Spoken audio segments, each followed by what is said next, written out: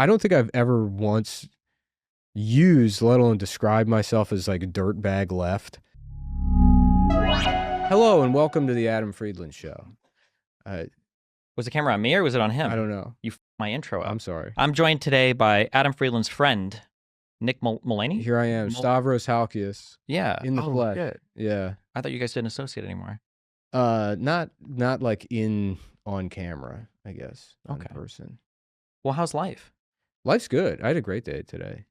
Already? Yeah. It's like 1:40. There's like hardly any of the day that's happened. I've never been like a New Year's resolution guy, and I guess I'm not this year either, because it's always like, well, I'm just, you're just not gonna fucking do the thing past like 3 weeks. You know what I mean? Yeah. But I start my New Year's resolutions in February for that. that's smart. Yeah. So then you're away from all the other losers. And then when people see you doing your New Year's resolution, they see you doing it like February 2nd. And it's like, good for you. You stuck with it. And it's like, I'm on day 2. That's okay? smart. Well, I didn't this year. I didn't do a New Year's resolution, but like I know that I just do better in the morning anyway. So I've been waking up at like 5:45, 6 o'clock.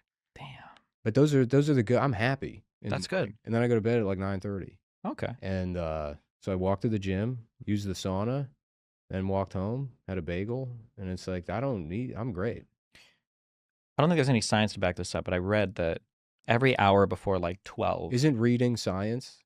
Does it count as science? I think so. Yeah. I think it's supposed to Somebody like, takes the time to write something down. That's science. I think that when it's like been a thing for long enough, it becomes common sense. Yeah. Like people call it common sense. So that's common sense is reading. But every hour before 12 is like a magical hour. It's like if you go to sleep like before midnight, like every hour before, like if you go to sleep at like 10, that's amazing. And if you wake up at like 7 or 8 or 9, that's just like so I start to collapse internally around 4 p.m. Okay. And if I'm up till like 2 a.m., it's like, oh, you got to kill yourself. This is. Jeez, that's a lot of pressure. Yeah. Good So pressure. you wake up at 6. Yeah, 5. During COVID, I was waking up at like 4:30 in the morning. What was your COVID life like? Not too much different, just less. I mean, I would go to. I don't really do anything. So yeah, I would like work out in my apartment and play Doom Eternal. I can't remember if that came out. That's my memory of it. Of COVID is Doom Eternal. Okay. You're like a gamer. That's cool. All right. Sometimes. I've been getting back into it. I've been really letting myself indulge. Okay. Yeah. What's the recent game you've played? What did I was just talking to him about, I played that game Control. They put that on like the PlayStation as like a streaming service. Okay. And it might be, one of the worst games I ever played. I'm so sorry. Why is it so horrible? It's very embarrassing. It's like even sitting there by myself to like hear what these characters are saying and it's like an anime style game, or it's worse than that. Okay, it's like a Marvel movie. Yeah, it's like if a bully's idea of anime, if that became something, but it's like it's a female protagonist, which is fine. Yikes. Okay, yeah. But like a female protagonist by a guy that was probably like, you know what we should have? A female protagonist. So then it comes off as this like, it's just embarrassing, right? I wasn't prepared to like talk in detail about what makes it so, but it's like I was saying I never really like understood what cringe meant, like exactly until playing this, where I'm like, I can't, like I just don't want to hear what they're saying. Yeah, I know what you mean. Yeah. You're way more culturally in tune, I think, than I am. Like you've seen like movies that aren't just the most popular movies, and you like your comedian stuff and everything. I'm kind of curious from to what degree you were culturally not at all in tune or not. I'm a gamer and I've seen some anime basically, and I sit on the computer all day. Probably on the same. Okay, but you know like more than 2 directors. Okay, that's you have like a world of knowledge away from me. Okay. Actually, I know 3 now because David Lynch just died. So he did. Yeah. So you're learning about David Lynch now? No, but I remember the name at least for a few days. Have you watched any of his movies? Somehow, sometimes there'll be famous directors, and I'll be like, oh yeah, I've seen a lot of his stuff. I don't know if I've actually seen any David Lynch stuff. You know what you should start with is his Dune. Okay, yeah. Yeah, I like it. He hated it, I think. And it is weird, but it's. Do you like Dune? I didn't like Dune 1 that much. I thought it was kind of boring. I thought Dune 2 was okay. I didn't see 2. I think I've seen the David Lynch Dune. Okay. And then I saw the TV miniseries, and then I saw this one with the boy.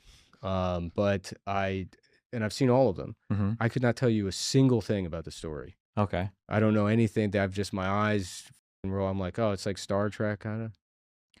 I don't actually know. There's a boy, and he has the voice, and I would challenge anyone that just saw only the new one to tell me what that movie's about. I feel like the problem with a lot of, and if you can meet that challenge, you're disinvited from the contest. Damn. But if you have, it's got to be funny. Yeah, I can't know the answer. We're doing a pre-contest where we check to see if you know, and then if you do, you're disqualified. Do you think the whole like woke stuff for media, like you spoke about like the cringy woman protagonist lead, do you think that was like overblown? Or do you think it's not a woke thing. It's that it's this like kind of like, it's just this it's a very like hot topic kind of vibe. It's not the woke. It's the game's not woke at all. Sure. It's like a woman with like, she's got like supernatural intuition, and her brother was kidnapped, and he's like crazy, dude. He's like so crazy. And so he's so crazy that the government needs his mind. And then it doesn't go anywhere. It's just like, what does this have to do with it being a woman protagonist over a guy protagonist? It's a woman protagonist written by, a man who I'm assuming has never had sex. It's like a gay, like, is she bad at writing, or what's like the indicator in the game? Like, wow, this is definitely not. You've always played games, right? Yeah. And maybe when you were 10, you would be like, wouldn't it be cool if my girlfriend played games also? If I had it, and you've never had a girlfriend. Okay. And then you become an adult, and if your girlfriend also plays video games, you're like, get the away from me. Okay. You should slowing you down. Yeah. Yeah. Well, not slowing me down. It's like, I don't want to do the same thing. Oh, okay. You have to have your own interests. You know what I mean? I understand what you're saying. Yeah. So it's like a fictional, I don't even know if that's really the problem. It's just very embarrassing. It gives me a hot, like a, yes, very much like a hot topic, cringe, like, I'm twisted. You know what I mean? Like that kind of vibe. And that's what I hate about it. Okay. I'm saying okay, but I don't think I have any idea what you mean at all, actually. No. God fucking damn. I just don't understand what you're all saying. Sucks. Okay. I don't like, I didn't. Gotcha. It's cringy. It's poorly written. You know what you can't do to me is you can't ever ask why. Okay. Right? So if I say something. That's good. We're vibes. We're all vibing. If I say something, right? And even if it's nonsense, you go, totally. Totally. Okay. Right? Totally. Okay. If you say why, you come on, man. You're throwing fucking sand in the wrenches. Now you go, totally. Right, exactly. Okay. That analogy doesn't mean anything. What is that? What does that mean? Nothing. Right? Totally. I got you. Yeah, right. Exactly. Now we're on the same wavelength. Right. Yeah. That's jazz. That's jazz. That's jazz. That's jazz. Just random, go with the flow, collateral, right? Sure. See, now you made it make sense for me. Yeah. I just said that's jazz. I don't know what that means. Absolutely. But there we go. Okay. Have you seen Collateral? If you've tuned into my stream basically at all in the past few years, one of the things that I've been complaining about over and over and over again is how horrible the media environment is. As a result of that, I feel like fixing our media consumption habits is probably one of the most important things that we can do on our way to 2026 and beyond. One of the new tools that I found to help me with that is Ground News. Ground News is both a website and an app that you can download for your iPhone or your Android that basically helps you sort through the media of the day. It's a giant media outlet aggregator that sorts through all of the different media websites and how they report on different stories of the day. You can see immediately at a glance how particular stories are being reported on. It will tell you like the types of media outlets that are all rated by 3 independent media rating agencies, whether or not these sites are left-leaning, apolitical, nonpartisan, or right-leaning. And sometimes you can tell what a particular story is literally just based on the websites that are covering it. So for instance, I see here that there's a headline generated by Ground News that says State Farm will not advertise during the Super Bowl amid the LA fires. I see that a lot of right-leaning sources are covering this. If I click into it, I can see that there are 15 total sources, 3 left-leaning, 8 right-leaning. I can even see the particular websites that are reporting on it based on their placement on the political spectrum. I can click through to a site. I can literally see the headline, State Farm is forced into humiliating Super Bowl U-turn after LA wildfires, and the cost is immeasurable. I can go back to Ground News, and I can literally see a site here. Federal judge allows red states to resume lawsuit against mifepristone, an abortion drug. Obviously, this is something that conservatives probably won't report much on, but I see a lot of nonpartisan sites reporting on it. And I see a few liberal ones. I can click through here. And again, I can get summaries of the left-leaning viewpoints, any right-leaning viewpoints if there were ones, and then kind of what the nonpartisan people are saying, as well as a bias comparison that kind of summarizes all the viewpoints. There's also a really cool feature on this site called Blind Spot. This is going to show you the most partisan reported stories. So if I'm a left-leaning person, these are stories that I might have missed because they're almost exclusively reported on by right-leaning outlets. And then here's stories over here for the right that are reported on by almost exclusively left-leaning outlets. So it's probably something I'm going to be incorporating a lot more on stream going forward, just so that we can kind of explore how the media is reporting on the news of the day. If you're interested in grabbing a Ground News subscription, you can get everything that you've seen here that I use on the Vantage level. And if you go to ground.news/DGG, or if you scan the QR code that's on screen, you will get a 50% discount on that Vantage level plan, which will give you, like I said, unlimited access to every feature I've shown you here, plus more. See you on Ground News.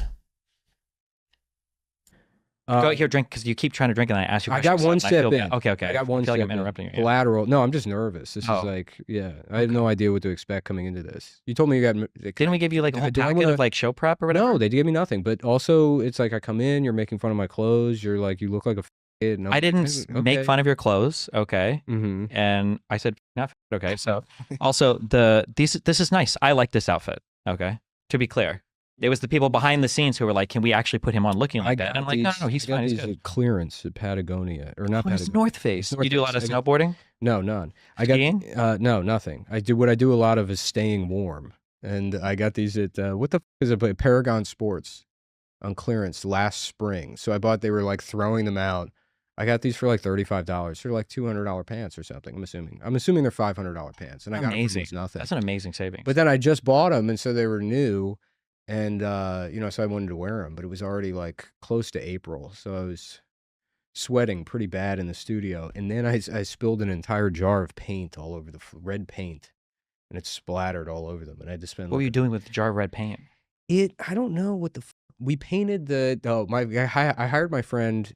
I don't know if anyone's watched the Adam Friedland show outside of you. Yeah. Oh, we watched so many episodes on stream. Well, you probably haven't seen it very early on. So initially it was just like, we had a podcast and then we didn't, and it was like, let's just do something else. And I was like, let's rent a studio space. And like, there was an idea to have it become what it is now, but like, we didn't know how to do it. We didn't know what to do at all. We like figured it out on the fly. Mm-hmm. So for the first month or so, we were shooting like test episodes. We would call them like test episodes.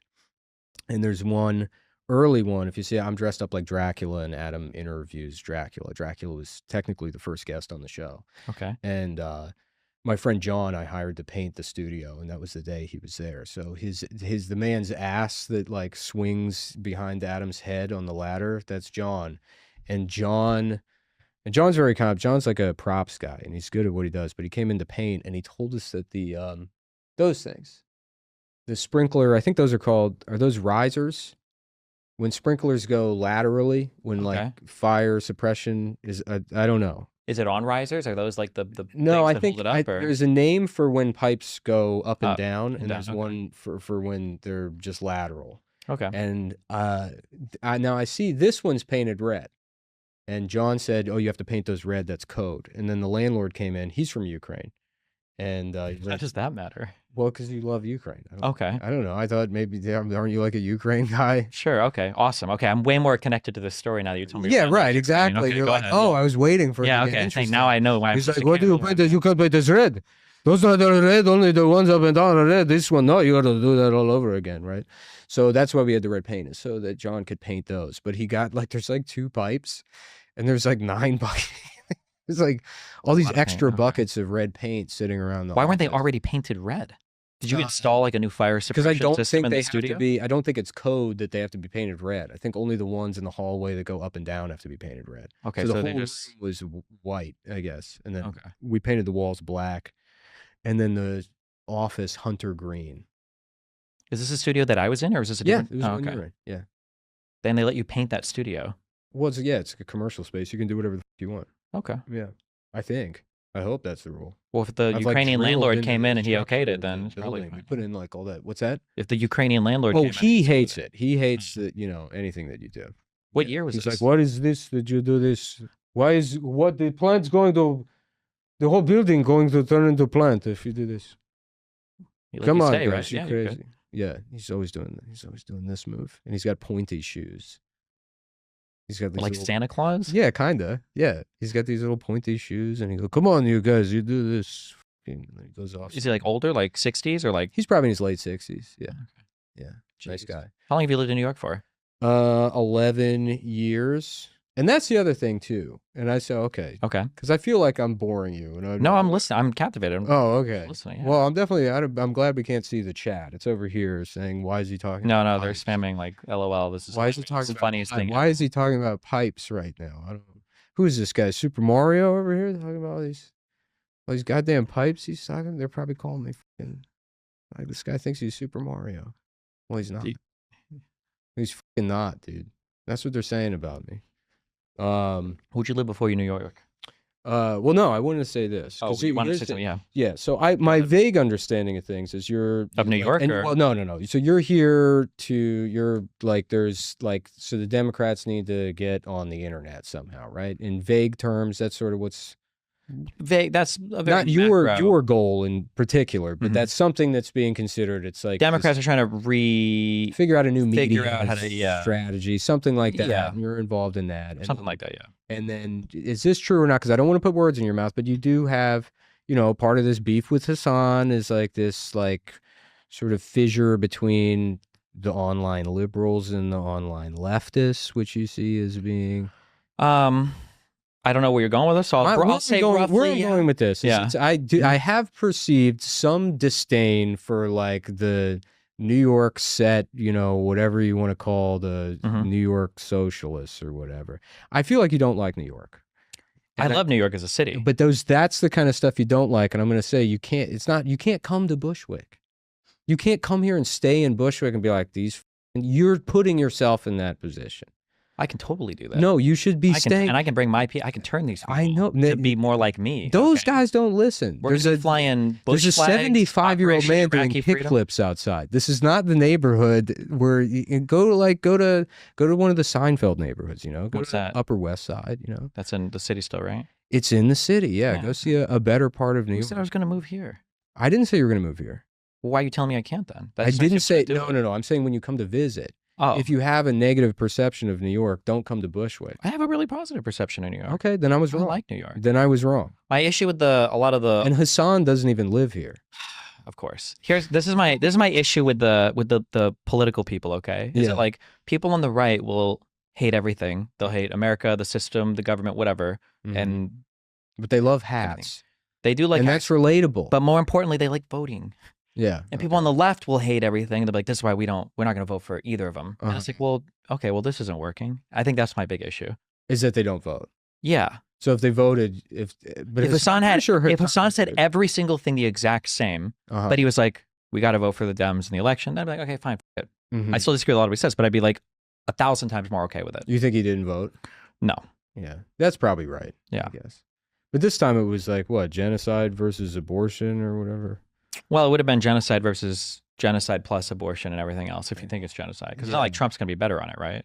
Or do you think Trump has a lot of love for Palestinians? What didn't the ceasefire have? I don't know. I just, look, I mean, I have the Apple News app, so I don't know. But from what Apple You should News get on Ground News, ground.news/DGG. It's a good is that 50% discount code. You have your own news plan now? Or do you have a promo code sponsor for it? Yeah.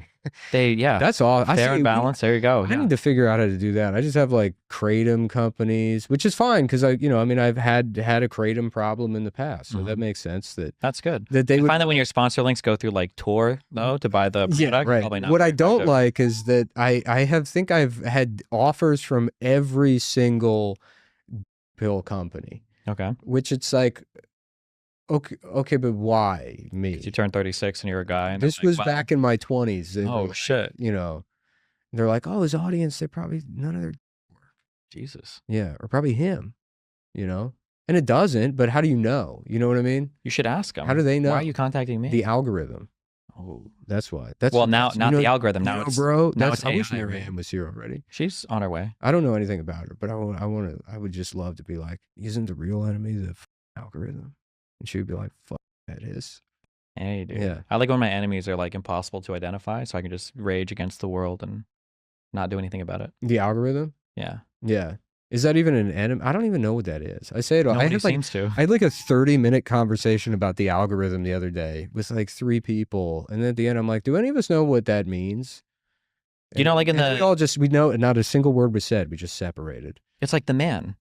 Kind of, yeah. It is like The Man. Yeah, except now the man's a robot. Yeah. Yeah. Still controlled by men, though. Like Trump. So, but Trump's not the algorithm. Nobody controls it. Yeah. So do you think he uses computers and stuff? He's such an 80s guy. I imagine that he's got like a Bloomberg terminal, but like not... I don't see him using technology other than like a vending machine. I feel like for people in that area, it's hard to He just has a lot of like gold pens. Yeah, I don't know like how much they actually engage with anything. Like I don't know how much is like an act or like... Has anyone seen my gold pen? And then he just writes down... Sorry, I'm cutting you off. No. That's not even a good Trump impression. I do probably the worst one. I feel like of all the impressions you could practice, it would be. You've had like 8 years. Yeah. Well, I've never practiced an impression. It's like sometimes you just like surprise yourself and you do one. Like you're in the car. And for me, it's always been ones that it's like people that I kind of already sound like. Like I had a Tucker Carlson one that went, and we have the same voice, I think. Do you have the same? He just said we have a very similar voice. It's not hard for me to... It's just... you have a similar cadence too. Yeah. Well, no, that's me doing his cadence. Oh, okay, but I think okay, we have the same box. Maybe, yeah, close enough, yeah. You know what I mean? Yeah. I would love to do... You should do his show, dude. I don't think he would ever have me on, whatever is like... I'd love to. Whatever his like denim sauna is that he has now as a podcast. What is a denim sauna? I think that's the name of the show. It's Tucker's Denim Sauna, and he brings people in and he wears like a denim suit, and they're in a sauna. Okay. You know, and he's got a TV behind him, and the sun's... Are you talking about like the cabin that they're in? Is that a cabin? I assumed it was like a cabin. I thought it was supposed to be the sauna from Challengers. Oh shit! Yeah. Another pop culture reference that I don't. I'm sorry. Well, yeah. Oh my god! What is Challengers? Challengers is a tennis movie that came out last year. Oh. That's just sort of... It looks gay, but it isn't. Is that what you tell everybody? Well, kind of. Yeah, sort of. And I don't know. It's weird. It's like, it's almost like, I don't know who made the movie, but you would think that that would get called out for being like not stolen valor, but appropriation. I think we've moved. I think gay people are like normal enough now that we don't really factor them in anymore. Yeah, but if anything is like stealing from gay, because everything does ultimately. But almost all like, culture goes back to Paris is Burning. Specifically, it's pretty crazy. I don't know much about that, but weren't the gays accused of stealing from like black culture? But that's what I mean. It was like black men to black women to gay men. Right. But that's the Paris is Burning kind of, you know. I don't know what that means. It's a documentary. Oh, another pop culture reference. Culture. Gotcha. New York. Any other movies? I'm sorry. I'm not trying to. I'm not trying to be like. The thing is, all the film that I watch is like have you ever Japan read in the 1920s. It's black and white. You know. Yeah. You can't watch a lot of it anymore because the atomic bombs like contaminated a lot. I'm talking about a movie. You got to fly there and watch it. Teenagers dressing up like ladies, and you sit there like Archie Bunker, and you're like, "Can you believe this fucking shit?" Believe this guy? That's what I do with the movie. But no, I'm not trying to like check you on flex your on pop culture. No, it's good. It's good. I am a comedian, and that's 90% what the job is you just watch things, and then you nowadays, I mean, you're like, remember this, you know, and people are like, yes, dude, yes, hilarious, right? Exactly. Didn't South Park colors? Are they member berries? Pretty much, yeah. That's how it works. Yeah, that's what comedy is. What do you think? It's a job. Yeah, I agree with you. It's a living. Remember that from the Flintstones? The bird, laugh. Oh, laugh, yeah, laugh. The Flintstones bird. We all remember the Flintstones bird. See? That's how it works. Hilarious. Yeah. Okay. Is this real? What is this? Is it real? What do you mean? As in, what? Is it a real plant or is it a plant? Are you asking if it's like a living, breathing? It's real. It's not. You can see it. It's not like a 3D projected image. Okay. Well, hold on. We could be in the Matrix. Oh, I remember the Matrix. You did it again. The reference. Yeah. We could be in the Matrix. Okay. Do you disagree with that? We could be. Okay. Yeah. Well, you better save that energy for Marianne, because I don't think she would be happy to find out that she's in the Matrix. I think we could be. Don't think that it's even a possibility. Of course, I think it's a possibility. Well, then how can you tell me with certainty? You know that's not even a question that I'm asking. I'm asking if it's a real plan. You know I'm asking that. I don't. You showed up in a Alaskan Inuit hat and that. Yeah, because I have intention. Okay. Well, maybe the intention is to ask me. No, what happened is you would say, is this real? And I would say, no, it's fake. And you go, really? Because I put these clothes on 6 weeks ago, and I haven't changed them because I said, these are the clothes that I want to wear, right? Because I have a... As soon as we reached out to invite you 6 weeks ago, you're like, this is the outfit. I said, I'm going to put it on. I have a funny story to tell. I don't even know if you'll like it. Okay, It probably I'm sure I won't will. be a funny story, but I mentioned it recently. There was a comic in DC named Jake Young, who was a very funny guy, but he was part of this like nerd comedy thing. He was a nerd. He was like a big fat guy, like comic books and movies and stuff. Funny comic, But he got an opportunity to open for Brian Posehn. You probably don't know who that is. He's Patton Oswalt's like Ernie to Patton's Bert. Okay, gotcha. So he's like this big guy. They had a thing together called the Comedians of Comedy, and Jake, this was a big opportunity for Jake to open for Brian Posehn, and he knew that Brian Posehn liked smoking weed, and Jake didn't smoke weed. So he went to our friend Jordan, and he was like, this was like a month before the show. He's like, can you roll me a joint so that when I'm in the green room with Brian Posehn, I can be like, oh, you don't happen to want to smoke a joint, do you? And pull out a joint. And so Jordan's like, yeah, sure. And like Jake was like, really? And he's like, yeah, of course. And he's like, great. And then Jordan's like, well, you meant like right now? And he's like, well, yeah. And then I would just hold on to it. So he had Jordan roll him a joint a month in advance, right? The Brian Posehn joint. And he held on to the joint. And he held on to it for like 3 weeks. And then one night, Jordan and Jake, they went to go see Wally, right? And Jordan tells him, he's like, Jake, so you plan to just hand him a joint and then not smoke it yourself? Like that would be weird. He's like, you should smoke weed. And then so Jake's like, oh, God damn, you're right. I didn't even think about that. So he like pops his cherry and he smokes the Brian Posehn joint at Wally, which you know what Wally is, right? Yeah, the Pixar movie. Okay, right. Yeah. With the robot. Yeah, right. I got that one. Don't worry. And then he had to run out of the theater because he thought the people next to them were texting the police that he was high. And he was 28 at the time. It was the first time he'd ever smoked or something? Yeah, it was the first time, but he smoked his special Brian Posehn joint. And I guess that relates to you mentioning that I picked out my outfit 6 weeks before. Jesus. Yeah. What a relational story. Okay. Yeah, I don't know. I think it's charming. Did he ruin his like reputation? I think it's sweet. Did they end up getting along afterwards? Or was I don't even remember what happened. I just remember thinking it was so funny that he had to leave Wally because he thought people were texting the police that he was high. I mean, that's pretty funny to me. Do you smoke a lot of weed? I don't. Yeah. No, I don't really do anything anymore. A lot of green playing the Control on the Switch or PlayStation or whatever, huh? Yes, that. Yeah, I play games. I read. I watch movies. I ride the exercise bike. That's been a big thing. That's part of the waking up early. Is I've been trying to. You have an Apple Watch, right? Yeah. Yeah, right. So you get you probably. I would be shocked. I don't even want to know this information because it would upset me. But does it tell you your cardio fitness is low? That's personal health information. I don't release that.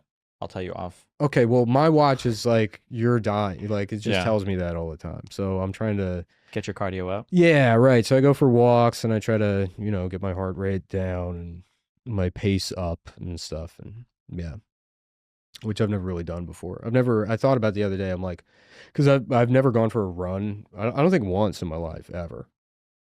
Maybe once or twice, Just the exercise bike? The exercise bike is new, but it was like, maybe I should start running, and I think I just approached it the wrong way because I'm an idiot, right? So like anytime the 1 or 2 times I've tried to run, I'm like, you go outside and you run as fast as possible until you're out of breath and then you take a cab home. And it's like, that's not the way. That's like impressive to fuck up running. Yeah. I feel like we've been doing it for like hundreds of thousands of years. Well, yeah, my in my mind, the way you get better at like any type of cardio is by taking a cab at the end of it. Well, you go as hard as you can, and then the next time, but then you're just going to exhaust yourself, which obviously is probably intuitive to a lot of people. But yeah, you can start running by just going slow as shit. Yeah, for sure. Are you going to do any more stand up? I probably have to. I mean, that's Jeez, that's kind of depressing. That pays a bill. Well, I don't have anything written. I just at the end of the year, I kind of wrap up the hour, and so I gotta like write a new hour before I can go back out on the road because I don't want to hit markets and like go back to a town and then have people see the same shit. Okay. Yeah. So you have an hour right now that you currently perform? No, I'm done. I toured all last year on like basically the same group of ideas. So I got to figure something else out, which would require. That's the other problem is like stand-up's only at night. I told my agents, if you can figure out how to put together, I don't care if I made like 12 grand a year doing it. But if you could put together a tour where all the shows Or like 2 p.m. 10:30 in the morning, get people, I'll do fucking AA meetings. I don't care. But like get it out of the way in the beginning of the day. That would be a dream come true. Do you have like a dream venue you want to do stand up in? That you haven't been able to? No, I mean, the comedy clubs, they kind of figured out the formula for what makes a good comedy club in the 1980s. Like the best clubs are, and every comic says this, it's like, oh, smaller, more intimate stuff, but like Side Splitters in Tampa, that club's like perfect. That's it. It's just Side Splitters, I'd say. No, the Hyenas in Fort Worth, that's a great club. Are these all places you performed in before? Yeah. When you're writing like a new hour's worth of material, I'm curious, as your life slows down, not to say that that's what's happened to you, do you find it hard to like talk about stuff more, or? No, because it's like, I mean, and then maybe I could just be lazy, but it's like really the more you do stand up, the less it's like a discrete process of writing and performing. You have to learn how to like kind of synthesize the two. So writing a new hour is just going up on stage and bombing over it and not having anything to say until there's like one thing here, and then you kind of just like piece it together. And then after like a weekend or two, you have generally an hour that you can say, and then you figure out how to make it funnier as like the year goes on. Is it just you, or do you ever get like feedback from comic friends, or no? That kind of stuff is all like, you do that when you're like younger, I'd say, but I don't know any like comics that have been doing it 15, 20 years that like sit down and write with friends or get feedback from friends or any of that stuff. Maybe, I don't think anybody does that.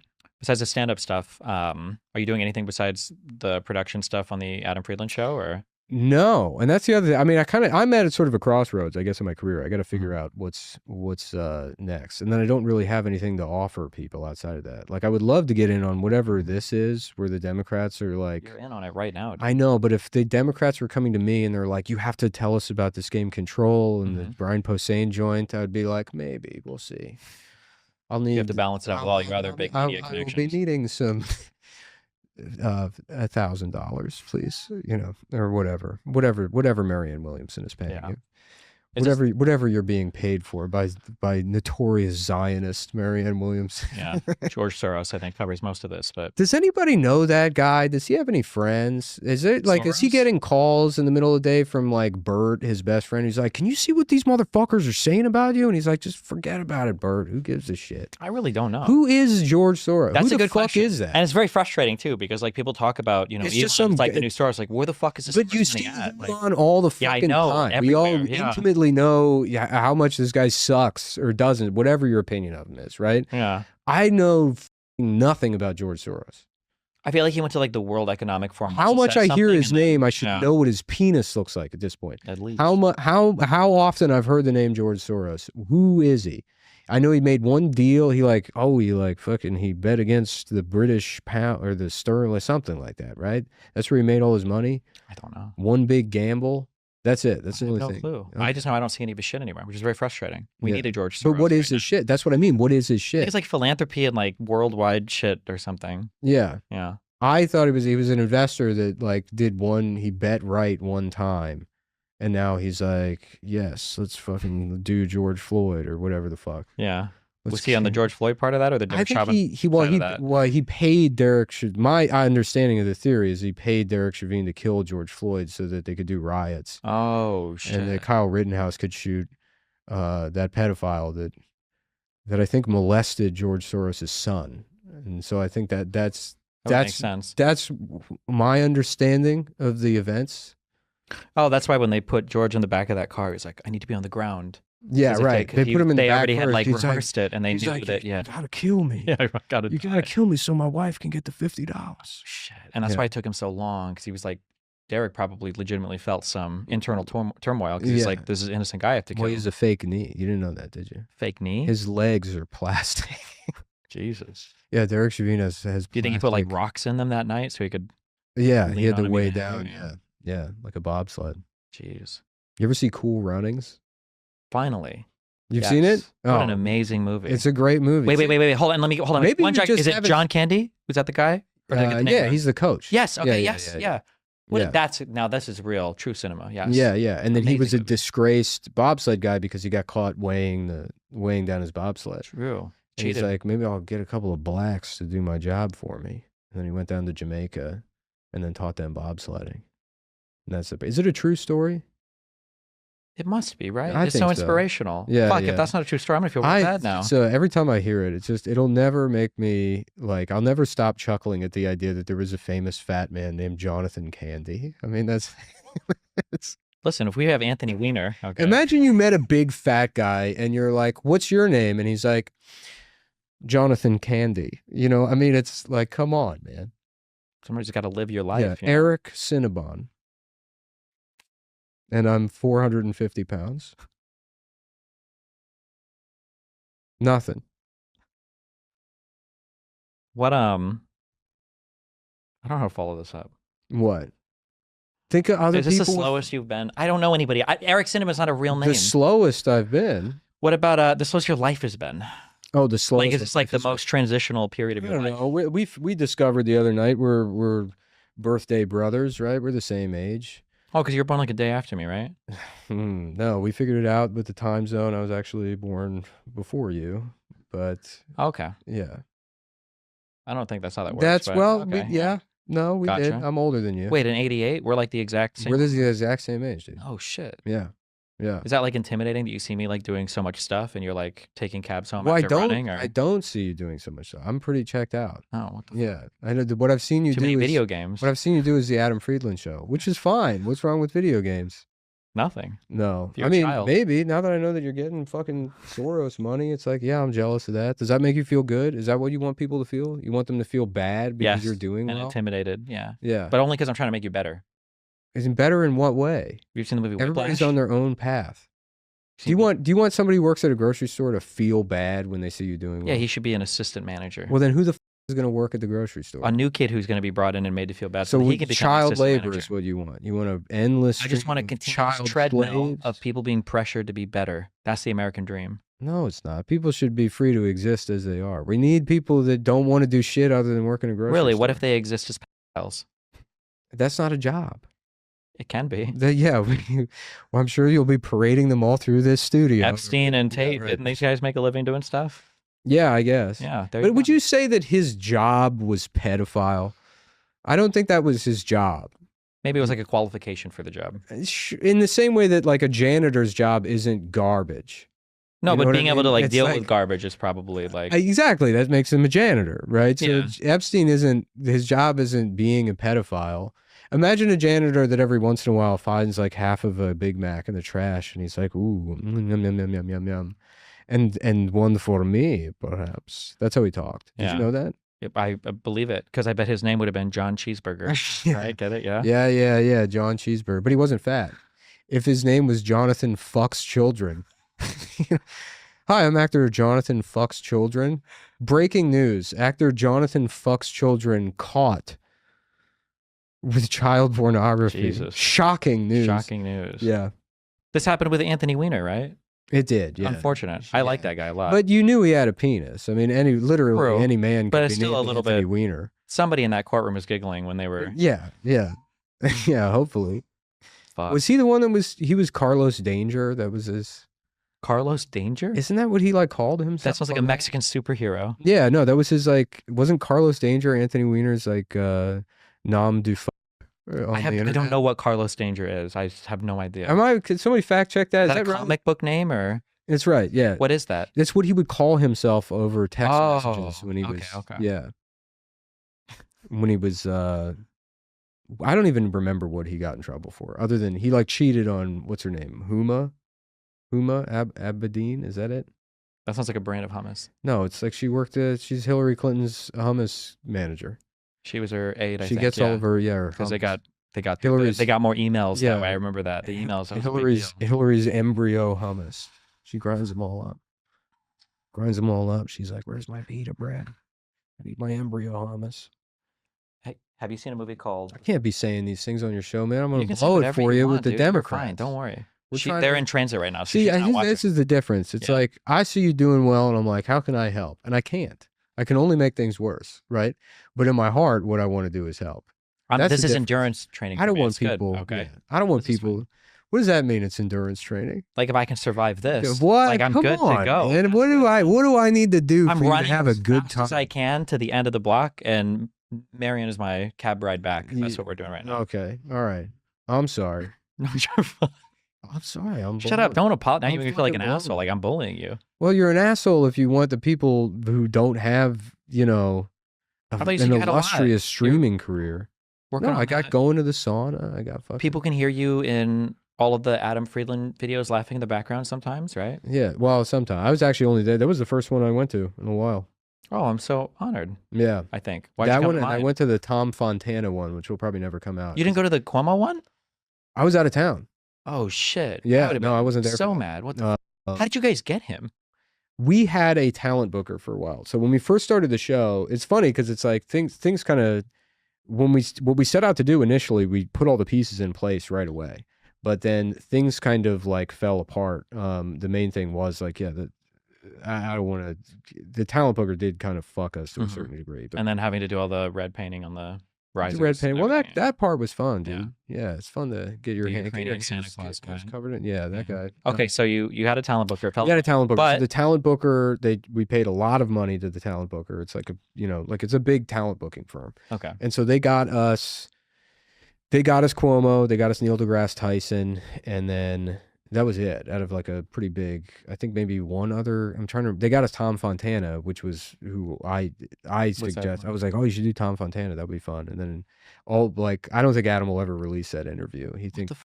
Well, am I allowed to ask? He only had 30. He was only there 30 minutes, and like Adam, I don't think really knew who. 30 he was. minutes. Yeah, Damn. they got Ernie Hudson also. Where is the fans want to know? Mm-hmm. Where is the Hassan episode? Well, you would know this. Adam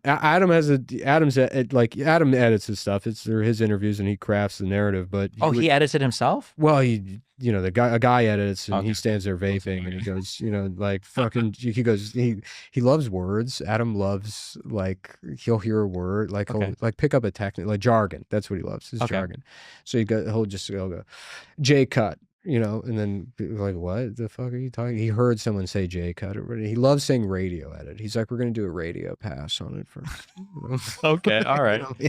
But no, I think like a hefty chunk of the labor is taking out all of the vaping. Because Adam doesn't want his dad to see him vaping. And he'll like. So it's taking, wasn't this like a year old? I don't know when it's taking that long to cut vaping out? Well, then they moved on to they did yours, and I think he shot some other. I don't know. Jesus. Okay. For the last 2 years, what this has been is like, I have my like gay little art projects that I want to do, and so I just insert those into this because there's no place for them otherwise, and it's basically been embezzlement by me to do like not even sketches, but just shoot weird things. And now that's probably come to an end, I guess. But why do you say that? I told you before because I don't think it would be fair going on beyond this point. I'm hamstringing. You just take, be a taker. I told you when my audience we were watching the Cuomo episode that it was really funny because it was like split where half of them were like, skip this gay shit. This is the worst thing I've ever seen. And the other half were like, you can't skip it. This is the most important stuff. Yeah. At the beginning of The answer is neither. It's like I had an idea and I wanted to do something. It's still cool. I like it. I respect it. Yeah. To be experimental. You got your cool little lenses and your 4x3, whatever shots. 4:3. Yeah. 4:3.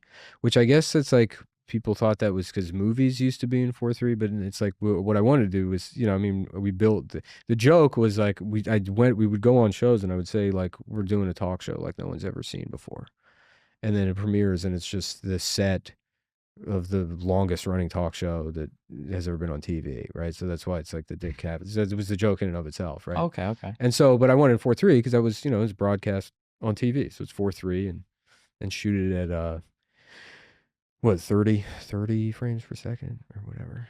I think TV is like isn't it like 23.9? 29.97. 29.97. 29.97. Yeah. Yeah. Okay. Yeah. So you're still doing, do you want to be in, would you want to be involved with that if you're not getting to do your cool art projects anymore? Like, well, there's no real capacity for me to, there's nothing for me to do. You know what I mean? okay. Yeah. Well, that's depressing. Yeah. Well, that's all right. It's fine. Are you just going to remove yourself from it? I mean, it's yet to be seen, I guess, but I mean, essentially, yeah. I mean, like, yeah, like if I were to continue, like, hey, we have to do this thing. It's like it doesn't add it. It doesn't like as far as like, especially on the internet. It's like you gotta, you know how it is. You gotta fucking like you constantly have to be streaming and putting stuff out and like doing stuff, and that's not really the way, or at least in terms of those contributions, how it'll ever really work. It's like I kind of like to just how I've ever done anything is I sit around doing fucking nothing forever, and then every once in a while I'm like, oh, how about this? And then I'll do something, and then maybe that'll happen 5 times in 6 months, and then maybe it won't happen for a year. I need to go back and like, I used to have these long periods. I would almost call it like soaking, where I would I would just consume media or whatever. I'd read, I'd watch movies, I'd draw, I'd do nothing. And then,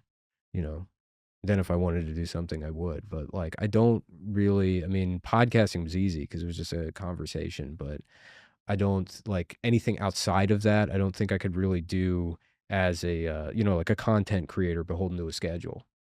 Do you feel like when you look at like how YouTube and pre-YouTube used to be, where it's just like a bunch of people who were kind of like, I just want to throw wacky shit online and see what works, as opposed to like the commercialized, whatever, environment we live in now. Do you think that like something has been lost? Do you think it's better, worse, just different? How do you feel? I'm really the wrong guy to ask because I'm not a YouTube guy. Like I was never on YouTube really. Like I didn't never consumed any internet content. Well, no, I mean I was on the internet when I was younger, but I would like you're talking about like being on like IRC, Okay. I mean I'd be in like fucking chat rooms and stuff. When YouTube became a thing, I just never really gravitated towards YouTube. So I wasn't like even, and I don't say this in the way you would, where it would be like a biting comment to be mean, but like, you're about to say the meanest thing. No, I'm not really familiar with like the stuff that you do at large or like what streaming, like I told you. Why do you think I would say that to be mean? Because you do that. I would never do that. You're like, so you're the shittiest comedian in the world. And I'm like, well, Jesus, I don't know. Yeah, enough for me to build a caricature of me in your. Well, I don't know. I don't. I was hoping to replace this guy with, this gremlin idea I have. Yeah, you dress the part for it. So. I do. Yeah. But, no, I just don't really. I was never really on YouTube. Even when we had the old podcast, it's like I never even thought to put it on YouTube. Because I'm like, what the fuck is YouTube? I don't like. It just never really. Yeah, I don't think in terms of like. I can't answer, do I think something is lost because I don't know what it was versus what it is now. Yeah, sure. Yeah. That makes sense. When you put you on the Adam Freeland Show's YouTube channel, you put your comedy special up there. I did, yeah, just because, I mean, the comedy special, and it's, I mean... When you were filming that, were you thinking like this is going to go online, so I have to do it a little different? Or was it just you just filmed whatever? No, I knew it was going to go online because there wasn't going to be an opportunity to sell it. It's like, that was, I mean, look, like the reality right now is since like COVID ended or whatever the reason is for it, the last couple of years, there's been an insane amount of money in stand-up comedy, right? And I kind of really, when I like moved to New York, I moved here just because I wanted to live in New York, and then I had a job. I had a freelancing contract with typing. Okay. And I got so good at typing. No, you're like finally all that IRC time is like. Yeah, okay. Exactly. So I got a job as a professional. So I found that I have secretary. Parkinson's. Yeah. I had a freelancing contract with. Do you remember the website Thought Catalog? It was like a bad THOT or THOU? THOUGHT. No, I don't know. It was a bad website that I had an ex-girlfriend that loved, and then she broke up with me. So I spitefully made a parody of Thought Catalog. And then the guy that owned Thought Catalog was like, hey, this is funny. Why don't you can just write these articles on my website that I own? And so I did this like mommy blogger character for like 2 years. And this was when I moved to New York. I moved here and I initially tried to go find a job, which the only way I've ever done that is by just going and like knocking on doors. And it was like right around the time where you can't do that anymore. You have to apply online and stuff. So at the time I was limited to like 6 articles a month. That was the contract they gave me. And it was like, you know, I'd moved here. I was living in a small room in Chinatown. There was a acupuncturist, and the whole back of the floor was like cubicles, basically, that, you know, you could live in for like $300 a month. So it was like the second of the month. It was like a blizzard. I'd walked around and couldn't find, like, I'm like, I don't know how to fucking find a job anymore, you know? And I was like, let me just get my articles written for the month, you know, now. So I know I have that $600 at least. And so in 2 days, I just wrote, you know, I mean, they're just dumb, like parody, like, haha, what if a drunk mommy blogger you know, it's like listicle, stuff like that. And one or two of them did well enough, like they got enough traction that the guy that owned the company brought me in, and he was like, look, we'll just give you carte blanche, do whatever the fuck you want. There's no cap on it. So then, like, as soon as I moved here, it was like I'd wake up in the morning, and at the time back then, like, you know, 5 a.m. and then I'd write, I'd get my article off. I didn't have an internet in that place, so I'd write it, and then I would go to Dunkin' Donuts and send it off. You didn't have this was during COVID. No, this is like 2013. Oh, this is way earlier. Okay. Oh yeah, this is yeah. So Sorry, then, okay. yeah, I'd send it off, and then It's still weird you didn't have internet in 2013, but okay. we didn't have internet in that, you know. Wait, real quick. When did Cumtown start? 2016 or 2017. I want to say Okay. 2016. Okay. Because I remember it was around the same time Chapo did. Yeah, I think we both. I'm gonna be honest, as not consumer of much of any of that. That's Chapo and Cumtown they still occupy like the same space in my mind. Well, they occupied the same physical space. Did that was they the shoot thing. in the same studio? Look, this is what frustrates me. Okay. And I don't know. Maybe it's just my perception of things, but like, I don't think I've ever once used, let alone described myself as like a dirtbag left. And like, even Compton, even being political in any way, it was like that all just stemmed from like, you know, we're in the same, like, these are my roommates. You know what I mean? Which, like, regardless of what my opinion, it's explicitly just a stupid podcast. You know, it's like about being as dumb as possible, you know, with your friends. But yeah, it did get that, like, for whatever reason. Yeah, I don't know, being in Brooklyn and part of the same social circle around the same time. It's like, remember there was that guy, Jeff Stein, Jay Stein Vox. He's at the Washington Post now, but Okay. he wrote some article that was like, oh, we got a problem with misogyny on the left. And he wrote this article it's like talking about, oh, we got to talk about Comtown. It's like, who the you're going to show this to your mom? You're like, your mom's like, you're right. We got a problem with Stav. We have a big problem with Stav saying his penis is small on the left and how that alienates. Like, what the fuck are you talking about? And then we ran into that guy in D.C. Okay. We saw him. Randomly? Yeah, randomly. You hunted him down, absolutely. You probably got his itinerary. I did. I hunted him down. And you're like, so in the back of an Applebee's, we just happened to sit at the same table How as this dare guy. you say there's no room for me on the left? Yeah. Yeah, no, he was outside the Florida Avenue Grill. And then it was very bizarre because he was like, as soon as we saw him, we were like, oh, Jay Steinfeld. We thought the article was funny. How the fuck did you even know what he looked like? Because he had his profile pics. Yeah, he posts and you click through and you're like, I want to remember this motherfucker. Yes, if I ever see him in real life, you would remember his face. Trust me. If you saw this guy's face, you would remember his face. He has a very unfortunate profile pic. He's actually he's much more handsome in real life. He has a big nose, but in his profile picture, it's one of those noses that like pushes his lip down and covers his teeth. Okay. So it's like, Jesus. yeah, like a Mr. Potato Head, but okay. Kind of, yeah. It's like, you know, the beginning where you can pull Mario's nose down or that sort of thing. Okay. But then in profile, it's not as bad. That's what I remember. But we saw him. So you guys jumped him in real life, and then We didn't jump him. We saw him. We were like, "Oh, Jay Stein Vox." We're like, "Can we get a picture?" He's like, "Oh no, I'm sorry." He's like being apologetic, like, you know. It's like we're not like, you know. Yeah, he probably thought we're a dirtbag leftist. You guys are talking about small. Yeah, these guys guys beat the shit out of somebody. Yeah, they're gonna kick my ass. Guy with a small, nothing to lose. Right, exactly. It's like a Patrick Swayze character, I would imagine. I've heard of that name before. Yeah. Yeah. Totally. Guy with a small, nothing to lose. He'll kick your ass because what does it matter? Do you think your next online, or do you think your next 1 hour special is going to go online? No, I don't know. You don't know. I don't know if I did. I had a lot of fun doing stand up in the last year, and I was doing like an hour that I know that would not tape well. Okay. Yeah. Like, just doesn't translate well? You think you'd get it wouldn't translate. No, Okay. just wouldn't translate well to video. I'm curious, do you get irritated if somebody, do you want to be like known for something. Like if somebody comes up to you and they're like, "Oh, you were like the Comtown guy," as opposed to like the guy that does stand up. You're like, No. "I've done like better." You don't care? No, yeah. Okay. Yeah. No, I just want to be happy.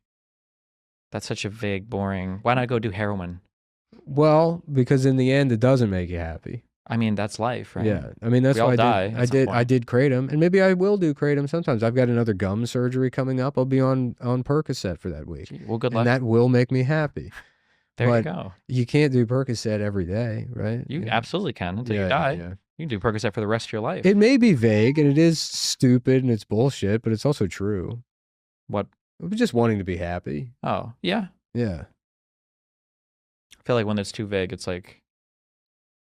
But it's not, but it's not vague. Maybe the path there is vague. Yeah. But as a goal, it's not vague at all. You know what I mean? Totally. Thank you. Good. Thanks. Okay. Our stand-up that just materializes by bombing a ton. Do you warn people?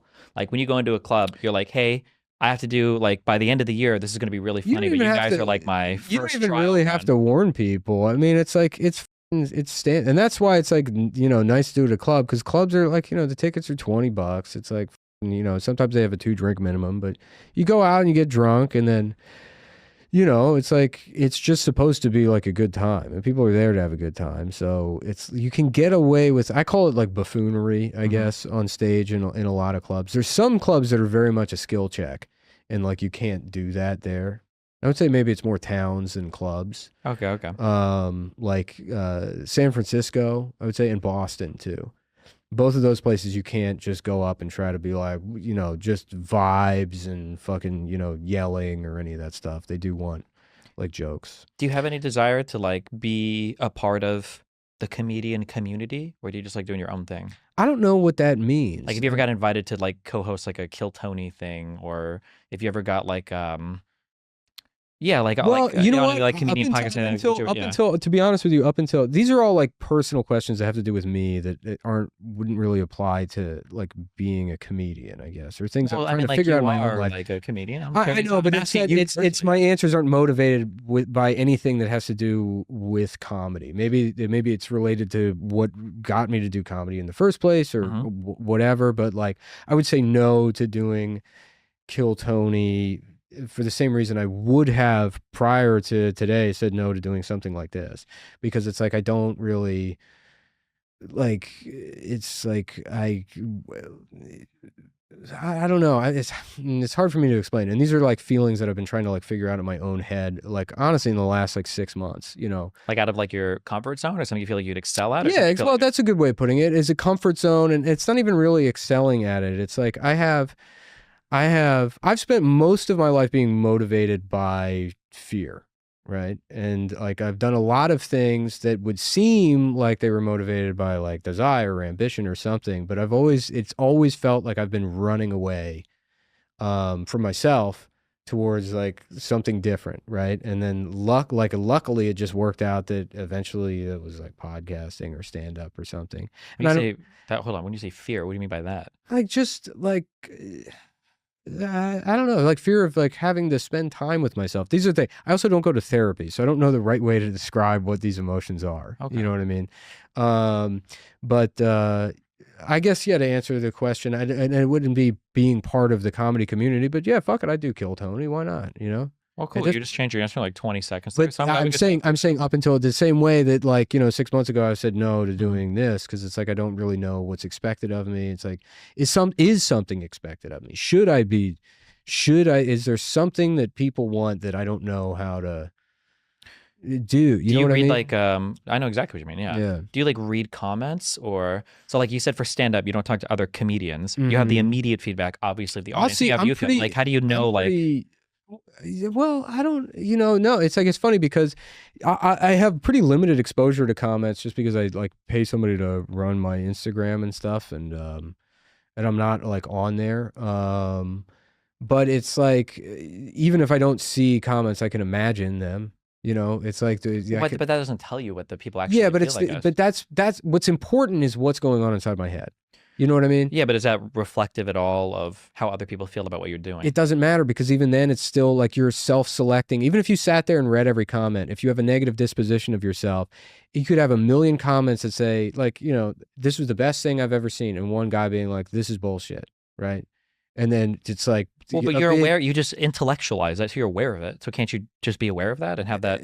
Like, let's say you watch an Adam Freeland thing, okay? And like there were like 100% of the comments were like, this was the worst thing ever because it didn't have that 5-minute like artsy thing in the beginning that we know that Nick likes. That's not what people are saying. I know. See, so you do know. Okay, but then as opposed to, let's say there's a comment section where everybody's like, this was so good, I'm so glad you dumped the Nick shit. Like, in both of those worlds, do you not think that you feel a little bit differently about it and move in a slightly different direction based on what you see? Do you say, does that have an effect or not? Would it have an effect? Yeah. I'm sure it would. Well, no. How it would affect... How would it affect what? What do you mean? My emotions that moment, or what I would do with my life? What would you do with your life? Yeah. It wouldn't, because it's like ultimately like I'm going to I also do things because I want to. You know, it's like before I had anything, like I would sit and I would draw, and it might affect my feelings about myself and my work and such that like I don't put things out. But I will still work, and I find satisfaction in that. So things might end up more in the drawer, but, you know, I mean... So you said you want to do, like, another hour for this year of stand-up. Well, I have to tour. So, like, what is motivating that? Is it you have to make money, you enjoy doing stand-up, you like the audience? Well, I do enjoy stand-up. Okay. You know, sometimes. Do you enjoy any aspect? If you could make here's a question. Yeah. Okay. There are two worlds. In one, you make twice the money, but there's no audience. Some guy, George Soros, pays you to do the exact same stand-up. But that's not what stand-up is. I don't care. Yeah. Okay. And that's one world. And then in the other world, you make half the money, but you have like 5 times the audience, the laughter, the engagement. Like people will just love it. It's like so much better. Which world do you prefer here? Like if you're thinking. It's because it's like you kind of have to understand what stand-up is. Stand-up is like, it's not like, and that's kind of why I don't really like stand-up. It's the people that are really good at it, they're like natural performers, right? And for me, it's all like, especially when I started and like when I took it, you know, seriously and it was what I cared about, it was like, you know, it was sort of like a technical process, and then you check your work with an audience, right? So the idea of like a bunch of people like liking something, even if I crush, even if I do well, it's like the feeling now is like, well, that's what the job is, and that's what I should do. You know what I mean? So that doesn't even really feel like good per se. Do you ever have a night like where you're like, tonight, like I killed it. The audience was either like we were just super vibey with each other, or I just deliver an insert, whatever. Do you ever have like a really standout night, or is it all just like okay? What makes a set good for me is if I can find a tangent and something new comes out of it. And sometimes that happens and it bombs. It goes terribly, but I know that I think it's funny, and that's all that matters. Like really. You know, at some point, hopefully people laugh at it, or if I can figure out how the idea works. But finding something new with that time on stage is what I get of it. That's the part of it that I like. Yeah. Okay. Yeah. I guess I'm trying to figure out because I've heard dueling motivations for what you do between fear, have to do a job. Well, fear, I mean, in terms of a lot of decisions I've made in my life overall. I don't mean in terms of like, why I would do stand-up, why I've been doing stand-up in the last 2 years. It's like, yes, I do enjoy doing it. And I've invested a lot of time in it. You know, I mean, I was saying, you know, when I got here, I did start to get paid to write. And then writing got me representation. Like, you know, I got management off writing. And then I was working with comics that I respected because of writing, who I had worked with as a stand-up comedian years prior, and they didn't remember me as a stand-up comedian. You know, they were like, oh yeah, that was you, right? So my stand-up, and also I spent a lot of time as like a middle act, like a feature act. And you have to learn how to just not get fired, I guess, you know, or not like, you know, fucking ruffle feathers. So when when Come Town like kind of took off, and it's like I did have this opportunity to line up shows that could go headline, I'm going out and I'm doing jokes about like food, you know, all this just like bullshit. So I think people were kind of confused as to, you know, like the reality is I've only been doing stand-up as like a headlining professional since 2022. You know, it's only like 2.5 years, I guess.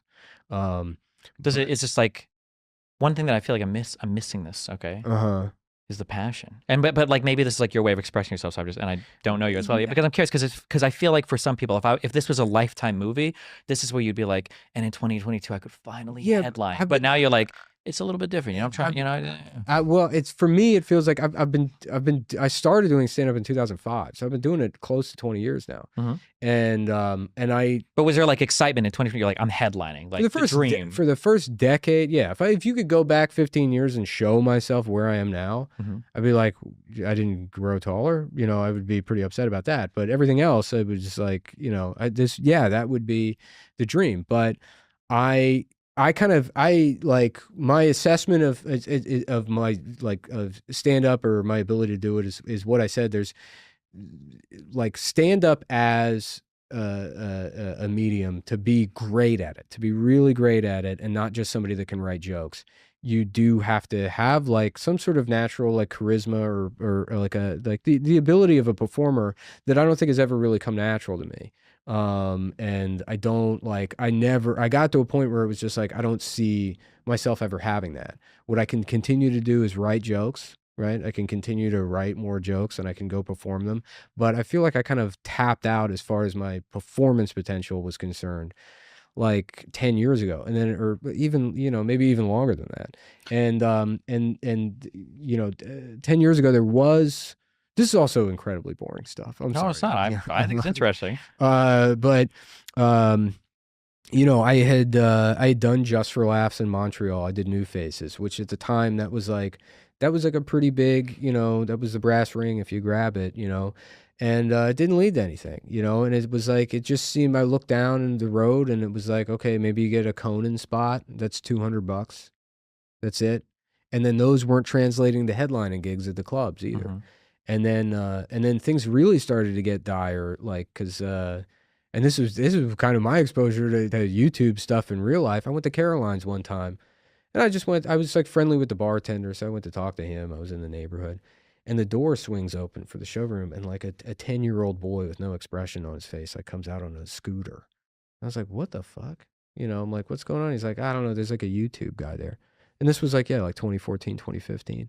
So, you know, I go in the showroom and there's like a middle-aged man dressed like a child. And he's like, just remember, you can do whatever you want if you put your mind to it. And he was some like popular YouTuber with 10-year-olds.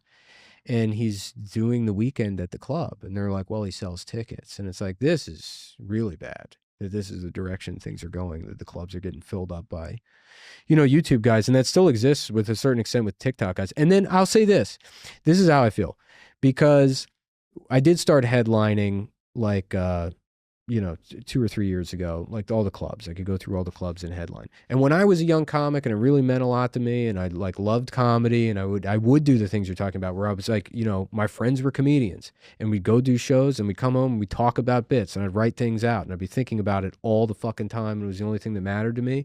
You would see the guys that would come in, they're like, you know, oh, he's on a sitcom, or he's an actor or something, and he's headlining a club because he's an actor, and you don't have any respect for those guys, right? You're not hanging out with those guys. It's like you and the host are hanging out, or, you know, like you're not excited to meet those guys, but you understand that they sell tickets and that's who comes through. And then I started headlining as like a guy that had a popular podcast, you know. I gave up on stand up basically 10 years ago. And so it was kind of like a bittersweet thing where Square this for me, because earlier I asked you. Yeah. I think I understand the difference, but I'm just, because earlier I asked You're asking me where the passion was? No. Earlier I asked you. I feel that I get saw upset it when through? people think about you as like a Comtown guy versus like a comedian guy. Now it feels like there is kind of like a little bit of a like. But it's not what people think about me. It's what I think of myself. You know, and that's kind of what people think of me wouldn't bother me if I didn't have negative opinions of myself. Okay. And the negative opinions of myself is what would preclude me from doing something like, fuck it, yeah, I'll do Kill Tony, I'll do this. I don't care if I look like an idiot. I don't care if I bomb or I have nothing to say. Because in your mind, you think you'd be there because you were a YouTube guy, not like a comedian guy? No, just because I think I would do bad. I mean, it's simple. Oh. Yeah, it's like I would just like, you know, it's whatever things that like I've just tried to like let those thoughts go. It's the preempting of not necessarily other people's opinions, because it's like, am I making sense here with what I say, in that it's like those, it's not that comments would ring true. It's that they're only having an ability to affect you if they're on some level in your head was like, I've already said that about myself. Yeah, of course. And I don't like, and I don't like that I feel those things about myself. Because ultimately, I'm not a bad guy. I'm just some fucking guy. You know what I mean? And it's like, I don't want to live my life that way. You know? Sure. So it's like, okay, fine. Yeah. Maybe I am a shit. Maybe I'm not even going to say it. Like, maybe I'm a shitty comic. Like, who cares? Who cares? Fuck it. I'll come do this. I'll do Kill Tony. I'll do whatever. Okay. I just want to have a good time. I kind of understand what you mean about the, if you're like big in YouTube, you can be big in anything, even if you don't deserve it. So like, I went to school for music for a little bit and then I quit because I was working too much. But like today I could release like an album of like bullshit piano stuff that would be like high school level at best, but I could outsell probably 99% of musicians in the world who are infinitely more talented than me just because I have like the YouTube presence. Let me ask you this. Were you passionate about music at some point before this? So that's something you would have wanted to do. Want to have done. But I would feel dumb if I'm getting invited to a thing and I know that my performance is not where I want it to be, but I'm getting invited because I got like a big YouTube and then show. here's where it's like further complicated is that like I didn't make it as a stand-up comedian, but I did do it with comedy. Right. I did do it by being funny on a comedy podcast and all this shit. And so it's like hard to really kind of parse out those feelings because, you know, if you were to put out an album, if you were going to tour as a concert pianist and everyone's like, it's great, you'd never believe them because you'd think, you know, like maybe you'd be like, yeah, I am pretty good at piano, but not like it's this other thing that brought it. Yeah. If you had been doing musical debate, let's invent a thing. It's like you and Hassan's like, bro, you can't even be thinking that way, bro. And you're like, well, you're wrong. I don't think so, pal. And you're playing the piano the whole time. And it still would be kind of weird. It would be very weird. It would be more difficult to parse out because you are using your talent there, but it's not like in the same way. I know, but I'm beating a hammer, like I'm hammering an analogy out here. Yeah, no. This fucking, you know, so let's say that there's some aspect of Or when I say it's weird, I'm saying the feeling would be weird because I wouldn't know if you wouldn't, but there's still a part of it is like, you know, the piano playing that led to that. It also probably hurts it to like a layman. It would be like, oh, like you're a stand-up comic, so you could probably be like in a really funny comedy movie. Yeah. Or if there's like an actor who's like in a funny comedy movie, I bet he could do stand-up because he's like a funny guy, because it seems like all the same shit to everyone. And then there's another aspect of it that's like how much of it is just, you know, it's like I am older now. And then even if I had gone that traditional route, I would still be 20 years older than I was. And like how much of that passion or excitement stays with you and how much of what I'm feeling is not necessarily, I wouldn't say it's fraudulence because that's just sort of the way the system works is like you do have to find success doing something else before you can headline anymore. But, or, you know, get popular on social media somehow. It's not a merit-based system where you're just like the best fucking feature in the world and then they start, you know, letting you headline the clubs. But you know, it's like, let's say it was, and I did work my way up in some pure sense. It's like how much of what I'm feeling is just, you know, I'm middle-aged now. And, you know, I remember being young and having that hunger. Christ. What? I mean, no, that's like a natural thing. I think people We're the same age. Calm, slow down. Okay. Damn.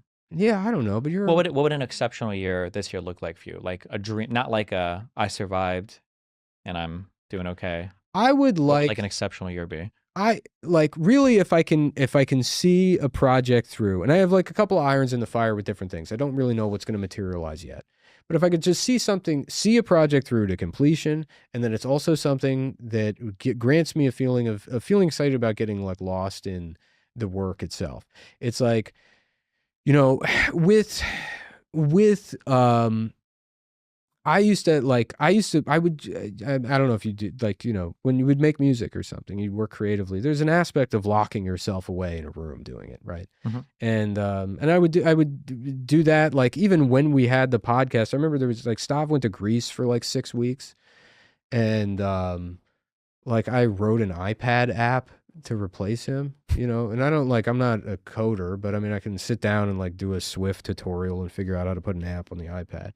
And so I just, you know, but it was like that, you know, and I don't like whatever, it's like programming or whatever. There's a creative aspect to that, but it's like not something that I'll never do it again, you know, but like it just being able to like lock myself away, learn something, craft something small and work on something small like that and then put it out. It's like getting lost in that process, and it's just describing the feeling rather than the thing itself, because the thing itself is just a soundboard I wrote, um, having access to that feeling again is very important to me, which I did have last year. I don't know. It's like if you saw it, we did the Rob Schneider episode, and I shot like a 12-minute little like short video for that one.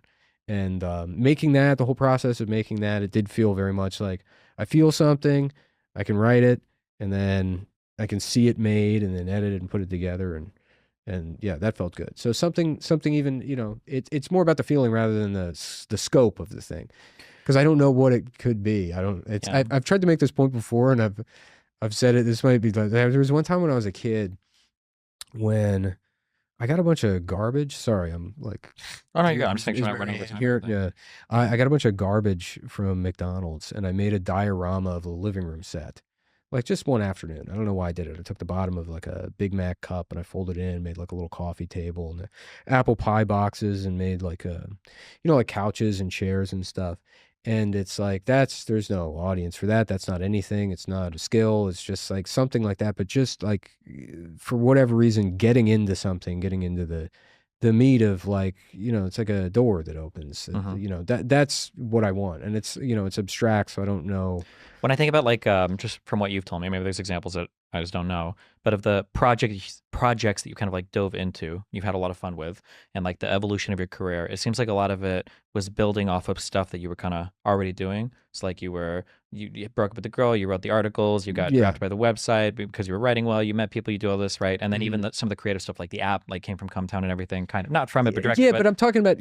No, wait. Okay, sorry. My question for you is that like, do you ever worry, or have you ever thought deliberately about finding stuff to do that's just totally outside of like a connection to anything you're doing now? So you mentioned like the McDonald's thing. Like, do you think there could be like a creative project where like, I would love to skate, but because of your current life, that would just never be something that would come up? Like, you ever search for stuff like that? I do stuff like that. Like, I mean, it's like my girlfriend's we live in a brownstone or whatever. And what's that mean? Fill me in. I'm a Floridian. It means like, the construction is like this, or if it was dressed up, it's all like, I put a closet rod up for clothes and it spans like 72 inches. So you need a support in the middle of the closet rod somewhere. Okay. But then there's all this on the walls, and the walls are all like, plaster. And then sometimes it's plaster over masonry here, and then there's it's kind of unfinished, kind of. No, it's not unfinished. It's that the internal construction of the walls is, and then it's an old building, so it's slanted, so your studs are like fucking probably 2 inches off here versus here on the wall, depending on where you are. Okay. And stuff. But I mean, that's not really important. What I'm saying is that there's a closet rod I put up. It's a 72-inch run, so you need some kind of support in the middle. This isn't important either. You were talking about your girlfriend. You learned stuff.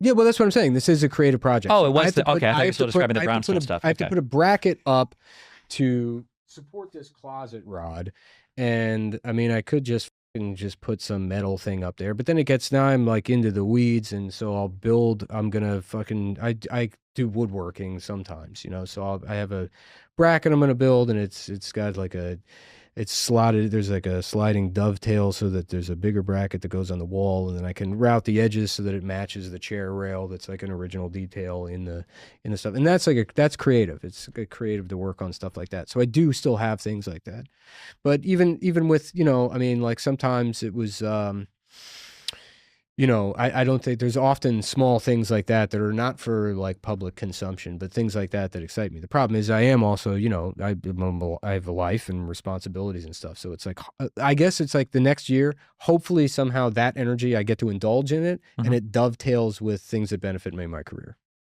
Okay. Yeah. Fuck. I had one more question on that.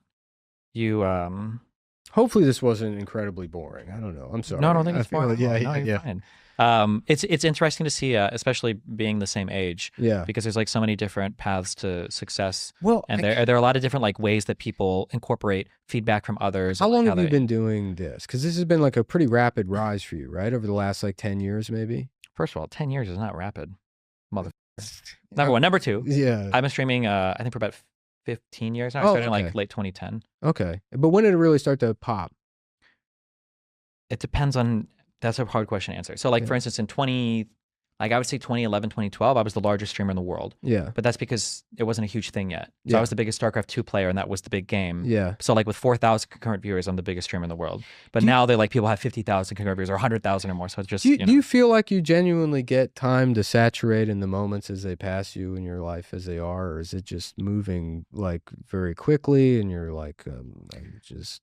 I think that I'm like, I feel like I live in a really lucky moment to where I genuinely do like doing all of this kind of stuff. Like talking to Marion is going to be very interesting. She's a crazy figure, and in the best way I mean that. And then she's running for a chair that I think is politically important. But because like my interests are so broad, and I've talked to so many different people, I get to chat with people like you too. That's like, considering 15, 16 years ago, I was just doing like menial work. Right. This is like a dream, I think. So yeah. And I do try to prioritize for things that I enjoy. Did you have aspirations back then?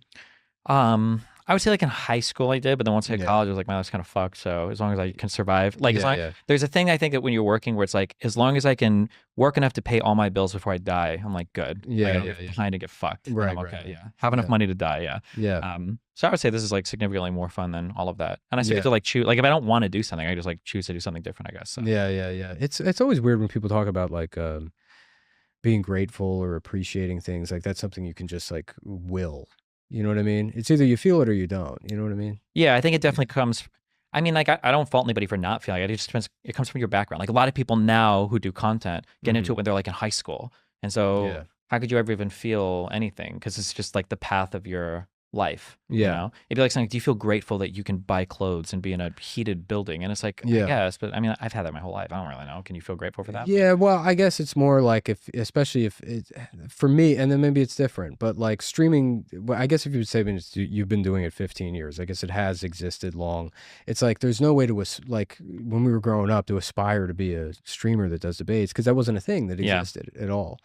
And likewise, it's like, I found success with podcast. I mean, I had listened to one podcast. It just sort of happened around me. And so it's like, I'm grateful for the money, certainly, but like, it's like, I don't like, it just feels like things are changing so rapidly. And that's the other thing that's weird about being back in, the clubs and the green room and stuff, which I feel like I'm talking in circles. No, you're not. Okay, here, one final question. Actually, I'm curious, before they kick us out. So for you said that like your goal is to be happy. What is like a day that's above the baseline happiness? Like what's a day where like, this was a really good day? What does that feel like? Well, yeah, I mean, it's really simple. And that's the thing. It's going to sound like stupid, but like even as dumb as like just waking up in the morning, and like, if I can be up and I can be outside when the sun comes up, it's great. That's it. That's really all it is. Or working creatively and like I don't have a way to put it into words, but it's like a universe. It's like, people call it being in the zone or whatever, but just that feeling is like, is really a great feeling when you just get lost working on something, especially with things that are hobbies. If you're like when you're new to something, like imagine if you like got into knitting and you have no idea how shitty you are at knitting, that like first, like, I mean, that's got to feel fucking amazing. Oh, we spoke a little bit about this with the fucking camera shit, because I think you've gone through similar building studio shit. Yeah. It's very fun. That's been, honestly, over the last like 2.5 years, it's like, even though there may not be like a spot for me really in the show going forward, it's like, finding a new medium to work in, which is an expensive medium to like, kind of play around with, to have access to that has been invaluable. Yeah. Well, awesome. Hey, listen, I know it's kind of an odd pairing conversation, whatever, but I mean, I super appreciate you coming out. It's odd. I'm sorry. No, you're the one. I'm echoing. I'm trying to be fucking reflective. You keep saying that, so I'm reflecting your feelings back to you to make you feel comfortable. Can you feel comfortable? Well, just say yes. Yes. Thank you. Okay, stop. So thank you for coming here, even though it was not the most like. It seems like out of everybody's. No, I appreciate it. I appreciate it. I enjoy the conversation. I enjoyed the conversation. Yeah, too. I hope that you do more cool stuff. We had a great dinner the other night with the whole crew. Yeah, it was super fun. Yeah. What's the next thing people should find you on or look for you at or plug your stuff or whatever? We'll see. Watch the Adam Friedland show if you want to watch. Plug something that has Nick Mullen in it. The Year of the Dragon special. That's the last probably big thing I did. Kind of, so far. Yeah. So far. Other than that, you can catch me on the PlayStation Network. We'll keep an eye out for you, okay? Thanks a lot, man. All right. No, thank you, man. I had a lot of fun. Can you do the handshake? Oh, sorry. How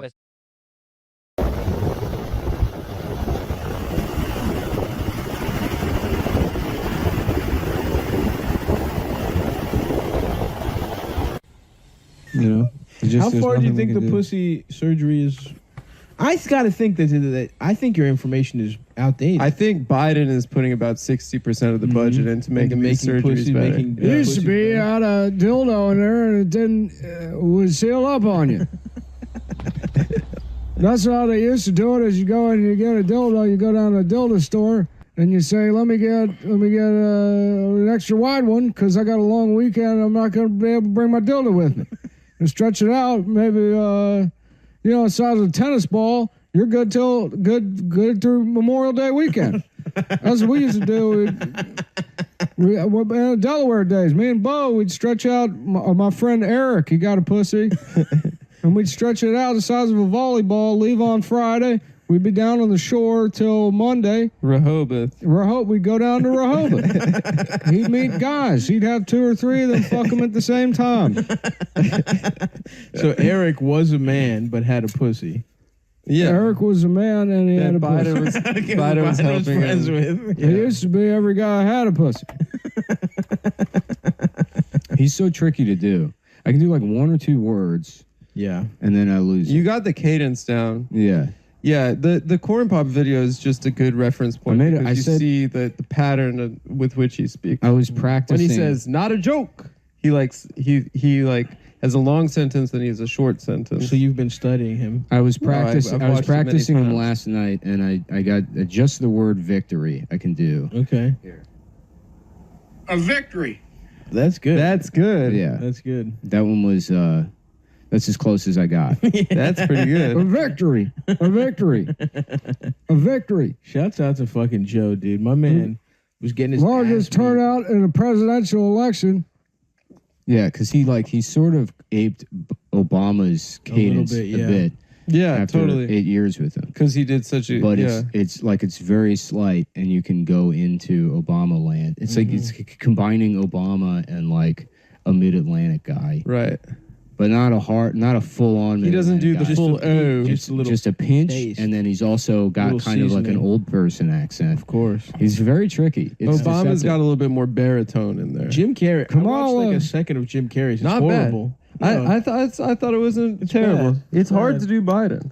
Yeah, but We'll find a good Biden guy one of these you days. can't. Here's the They have thing. 8 white guys on SNL. One of them can't do fucking Biden. I feel bad for people. Victory. That's it. really good. That's as close as anyone's ever gonna That's get. really to me. good, man. A victory.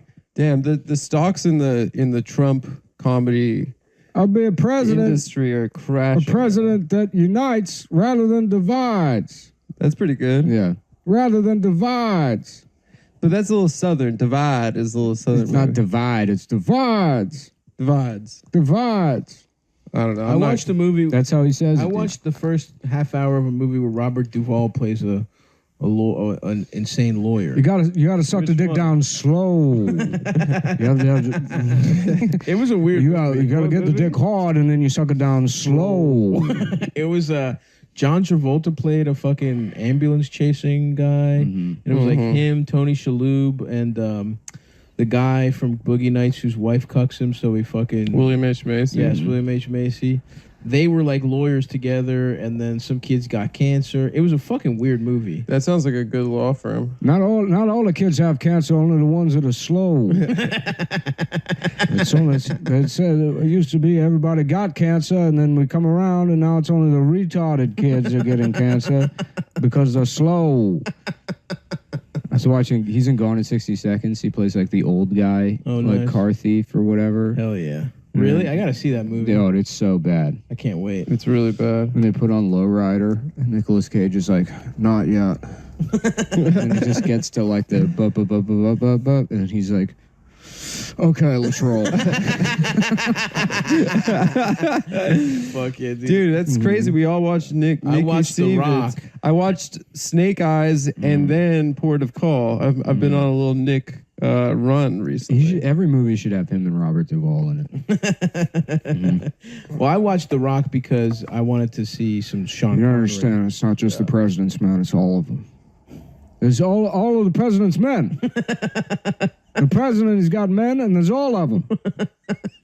It's not just 1 or 2 or 3. We're talking about every single one of the men that the president has. Willie is not free, and we're going to free him. There's a whale and we're going to free him. Oh, yeah, that's right. Yeah. He was the trainer, wasn't he? There's a whale I want to let out of here. You're right. You can't let him go because he lives in the zoo. Well, whale belongs here in the zoo, and if he gets out, won't know what to do with himself. We're trying to go down there and fuck them all. The whale will? Yeah, I don't know. The whale will try and get pussy from everyone? Yeah. It used to be a whale couldn't get fucked. Me and Barack Obama, we had a conversation where I said, fuck. It's hard to go from Duval to Biden. He's close. Because there's a little overlap. Yeah, there's overlap with everybody. It's called the English language. No, there's not overlap. What's the overlap between Robert Duvall and Michael Jackson? There's a lot. Yeah. Well, they're Eskimo brothers. Oh, yeah, they both got pussy from Presley. What's her name? It doesn't matter if your color is black or white. It can't be any kind of color. You could always be my baby. That's not. I can't do it. You don't want to be a color. You can always be my baby. It doesn't matter if you're black or white. Oh, I thought always be my baby. Yeah, she also says that. In a different one. I'm trying to have sex for the first time. The American people have spoken, and they want to let me have sex for the first time. Damn, dude. I am sexually attracted to Dr. Jill, though. I think she looks good. I'm trying to get Kamala from Kamala. The first Italian. Oh yeah, you saw that picture of Kamala? Absolutely, with her titties out. Who is she Montel with? Williams. Did Montel get pussy from the vice president? So. I don't believe so. With his glaucoma? He doesn't have glaucoma. He has some kind of muscular dystrophy, I think. No, I thought he's a weed advocate because of his glaucoma. I believe he has some kind of body issue. Dude, she looks so hot in that Montel Williams. I should petition the government to fill the cabinet with only people I can sort of do impressions of. That would be awesome. Yeah, that just for the sake of the show. Yeah. Like who else? Secretary of Labor, Dwayne The Rock Johnson. Yeah. Who put his dick in my ass? We got Dwayne The Rock Johnson, and he's going to be in charge of the jobs. Secretary of the Interior, Jeff Goldblum. Mm-hmm. And the interior is inside of his ass. Inside of my ass. Yeah. Or a woman's pussy. Well, there's a department and no one knows what it is. The interior of what? Your mind, your ass. And we could go in there and make fun videos. You can laugh, you can dance, you can sing. I mean, I've got corny ideas, but you'll think of something much better. Oh, fuck, dude. And head of the Department of Education, we got Shakira. I guess, sure. Yeah. Why the fuck not? Housing and urban development. Fuck man, fuck balls. Yeah, something like that. She sounds like Meatwad. Yeah. Shouts out to Meatwad. Yeah, she's got a back in the throat. I like the idea of using whole episodes of the show to just work out one impression, getting kind of close and then drifting further and further apart. Of course. Yeah. Just no jokes, just the workshop. That's what the people are. That's what you guys are not paying for, because this is a free one. Well, also too, it's like most of the people that listen to the show, they're really funny, and they're going to have a future in comedy. Right. They just need especially the best ones that listen. Yeah, the ones we like to hear from the most. They're all going to be successful comedians. It's just they got to just keep getting drunk and DMing people about wanting to get into comedy. Obviously, it's because of Corona is why. Obviously, that's why, otherwise they would be popping. Otherwise, they'd be on Comedy Central. Right. They'd be, I certainly, we have no idea what we're talking about. No. You definitely, it's the audience. Right. So a workshop kind of show. And in fact, it would be good because then they can actually tell us their opinions. No, they could just be shaking with rage seeing us miss after miss, But we'll get some constructive feedback. Yeah, we could get some notes. I love the notes. Oh, baby, when you fuck my house, you make my pussy go fast. Oh, we wanted to see a show with Shakira? Oh, yeah. From the grave. Yeah. Who do you think I'm doing? Oh, I thought that was Regis. Oh, yeah, we went to see Shakira. And I tell you, I thought she was black. When we get there, she's maybe Italian. It's just like the old days. Back when the Italians were apes. When I had to pretend I wasn't half Albanian. Fucking rest in piss. Yeah. That's what I say. To that fucking scum. That Balkan scum. Although R.I.P. to the prince, Alex Trebek. He was Albania? No. Weird. I'm mad that we did that riff about him after Sean Connery died. And then he died. Yeah. That's going on. It probably really hurt his feelings. Oh, it hasn't gone up yet? No. Oh. That's hilarious.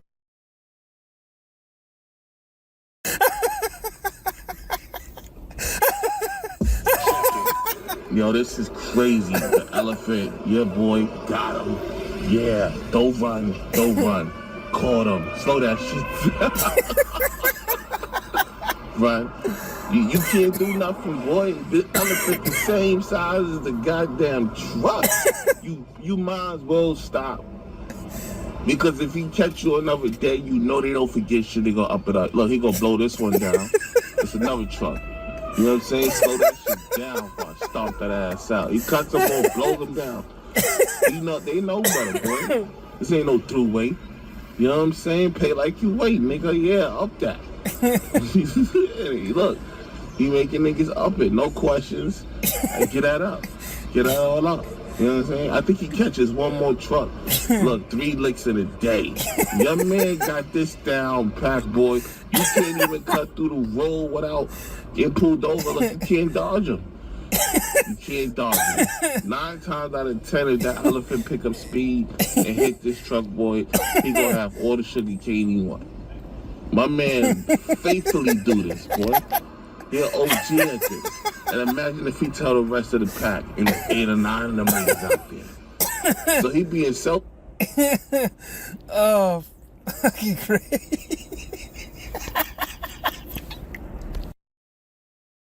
Because his neck is kind of like a beanbag chair.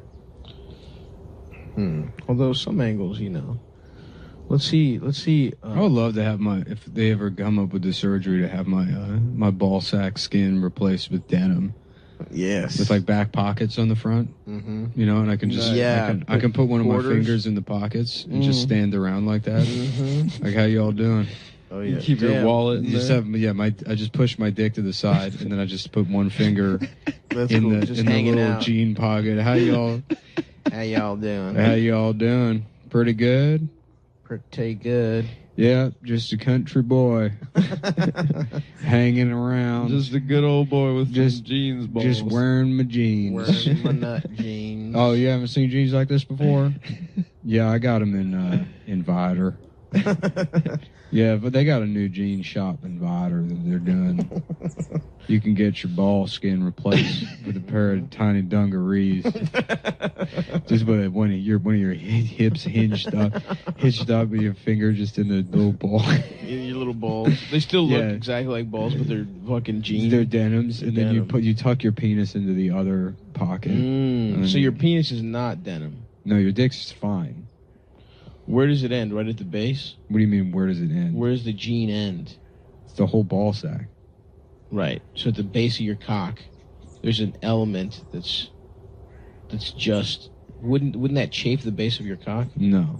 Because jean is tough material. You're not taking into consideration that most of us don't have like a layer of fat pushing our balls forward. I am not thinking that. So that what I'm saying is there will be a point somewhere. Our balls don't point forward. My balls do not point forward. Our asses haven't grown.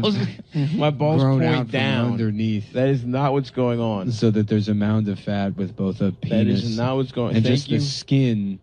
What I'm saying. First of all, thank you for saying I have a balls. nice fat ass, which you in the past have diminished.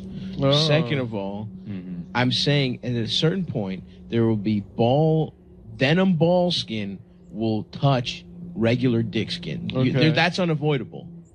So at that point, do you worry about chafing? No, I don't know why. Chafing is not a concern for me. Your dick, if you had Gene just touching cock, that would hurt your cock, is what I'm saying. Because right now my dick is sitting on my balls, right? Yeah, but I could always just put my dick on one side of my leg or the other. Constantly? You think that, but but no, not while you're walking. Right now, Adam, where's your dick? Yeah. Your dick is on the top of your balls, right? My dick is resting on my balls. Exactly. Wouldn't that be a little uncomfortable if there was denim?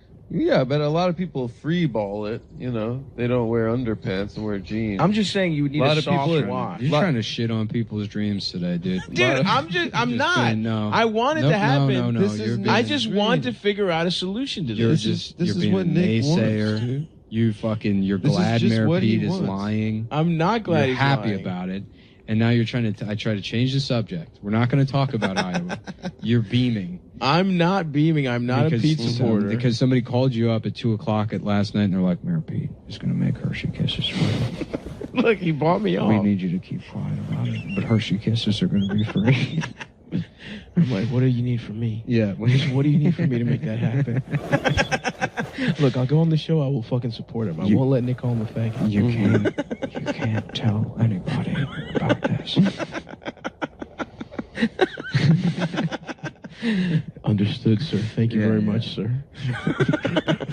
I'm just meeting Donald Sutherland in a park. I'm like, I don't get it. Why do you change? He's like, you don't think they're not giving every fat guy in America free candy? You can't trust them. Yeah. Do you think Lizzo's actually black? Why hasn't she ever been seen in a room that's warmer than 60 degrees? It's because she's made out of chocolate. I'm like, oh my God. And if I put it together, that's right. She is only in the famous Lizzo fact is that she's always kept in cool, dry place. That's right. She's from Minnesota. Yeah. From Minnesota. Mm-hmm. Because she's made out of chocolate. I'm sorry, man. I'm just trying to figure out, would it be a soft wash denim? I don't know. I'm not worried about it. First of all, I'm a tough cowboy, That's so true. it doesn't matter. Even if I have a kind callus, of a raw. even That's if it's true. callous, it doesn't matter. Kind of I guess if you do it, listen. I just want to sit here with my finger in my jean pocket, listening to Brooks and Dunn, and just hanging out with some couple of fellas from Vider. Now, would you do it? Me and my pals from Del Valley are hanging out. All right, that's fair. Yeah, how you doing? Yeah, we've been thinking about going over to Elgin to buy some boots. Guess where the boots go? Oh, right under your balls? Nope, it's one tiny boot that you put over the head of your cock. Oh, and that's then cool. you just have a cowboy boot. Cowboy style Okay, cock and I balls. like that. very, very Texas style. Texas style genitals. I really like that. Mm-hmm. If you get hard, though, we would maybe want to put a cowboy hat on your cock and boots on your balls. That's That's for sex. yeah. Mm-hmm. But when you're soft. Maybe denim, like a denim, like not we know that ball cock ring thing. Yeah. So that's got pockets on it, and then boots for your balls, and then a cowboy hat for your dick. Yeah. Just hanging out. Absolutely. Hanging out here and we're here in Blanco. Absolutely. We're here in San Saba hanging out with a couple of dudes. Just having just talking about the ranch. Just talking about the smell of the live oak. Mm-hmm. Wearing our boots. Talking about boots on our little ass how nuts. many head of cattle. Mm-hmm. And I guess you would all your pants would have like a little compartment where your nuts would come out. And then you're still just wearing like an RVCA shirt. Yeah. Like Volcom khakis pulled down to your knees. I forgot. Oh, they're pulled down. RVCA. I forgot about it. Isn't Was that it called Ruka? Yeah, Ruka. It was a Brazilian. It was a Latin, like how in Latin they make the U's into V's. Just wearing like fucking Mark Echo shoes. Averex. Yep, just a couple of dudes hanging out. We're starting with our balls and slowly moving to the rest of cowboy culture. Yeah.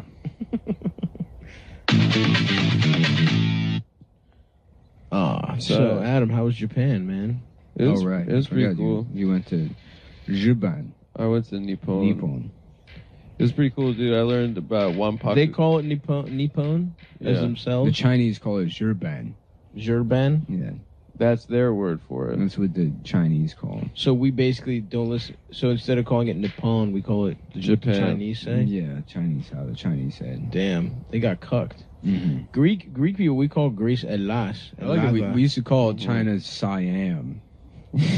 Oh, is that who the king of Siam was? Yeah, the king of China? Really? Yeah. I thought Siam was like the Philippines or something. Siamese cat, Siamese twins. I thought that was like a small island called Siam. Who knows? Who gives a shit? I was telling. Who fucking cares? I was telling. Damn. I was telling Nick yesterday, but I wanted to wait till the podcast to tell you. But I met these 3 expats who all married Japanese women in their 60s at a bar. Hell yeah. Wait. The guys were 60? Or they were in their 60s, and they all lived there because they married Japanese women. Because I think immigration is incredibly difficult. You got to fuck your way into Unless Japan. you got to way get in. yourself a little pussy. And it was an old feller. That's why they don't want people moving there, is because they don't want us fucking their broads. And we will. You know, and then so And that's why they make it difficult. But then it's like the one way in there is like, I guess I got to get pussy to get in. Well, sorry, this is what you made me do. You it. made me do this, Emperor Hirohito, motherfucker. I was trying to come over here and just find some BBWs. That's right. Some just fat white trash. They're like, we're in Japan. I accidentally went to Japan and I'm too stupid to get back. Where are the flip-flops? I'm trying to walk to the Circle K. They won't let me in there. Well, one of my Japanese Because I took a dump on the floor last time, Eric. One of my imagine. I'm sorry to cut you off, but imagine those women, just the people in suits, just crying at their conduct. How mad they would be at them. just white trash fat. Just shuffling jean shorts with their fat pussies hanging out. Juicy sweatpants, like rolled down. Yes. Just with the confidence of that. My pussy's hot. You can just see the top of a tattoo of Popeye the Sailor Man just punching their cunt. Just like on their lower abdomen. They just got, it's my daddy was in the Navy, so I got Popeye punching me in the pussy to remember him by. No, he's not dead. I just forget who he is. My dad sometimes. I'm addicted to Freon. So I can only remember one parent at a time. And now I just remember my mom, and I was like, who am I talking about again? Oh, right, my tattoo.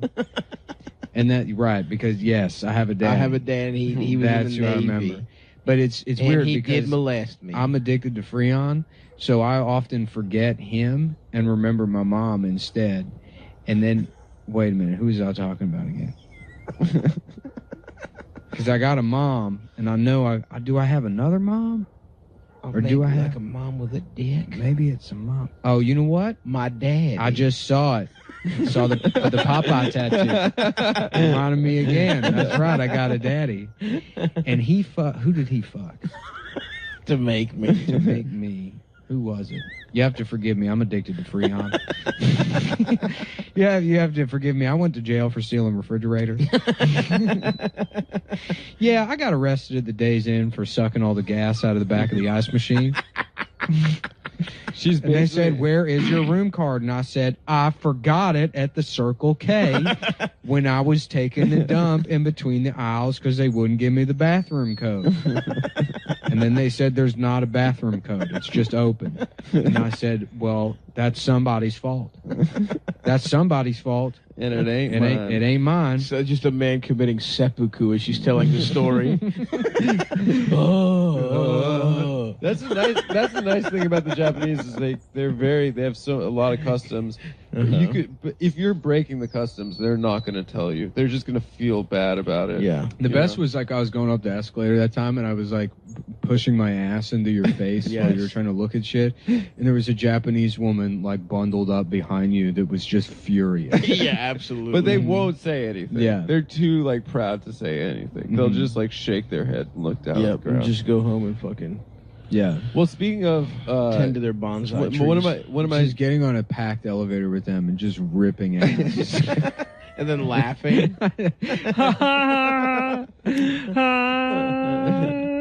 You were hitting Adam with your umbrella. Yeah. And people on the train, and everyone was mortified. Yeah. No, I was trying to hook Nick's foot with the umbrella. Is that what was happening? And then Nick hit started me with the stomping you. umbrella. Yeah. And then he started stomping Just you. literally. I started stomping on his feet. No one talks. No one talks. No one's talking. No one's making eye Everyone is contact. so respectful. Well, somebody and Nick and I are beating each other with our umbrellas. When Dasha came back at one point, she was like, somebody grabbed my pussy on the train. Yeah, and she was like, I didn't want to say anything because it's their culture. Yeah. What a fucking idiot. Yeah. Anyway.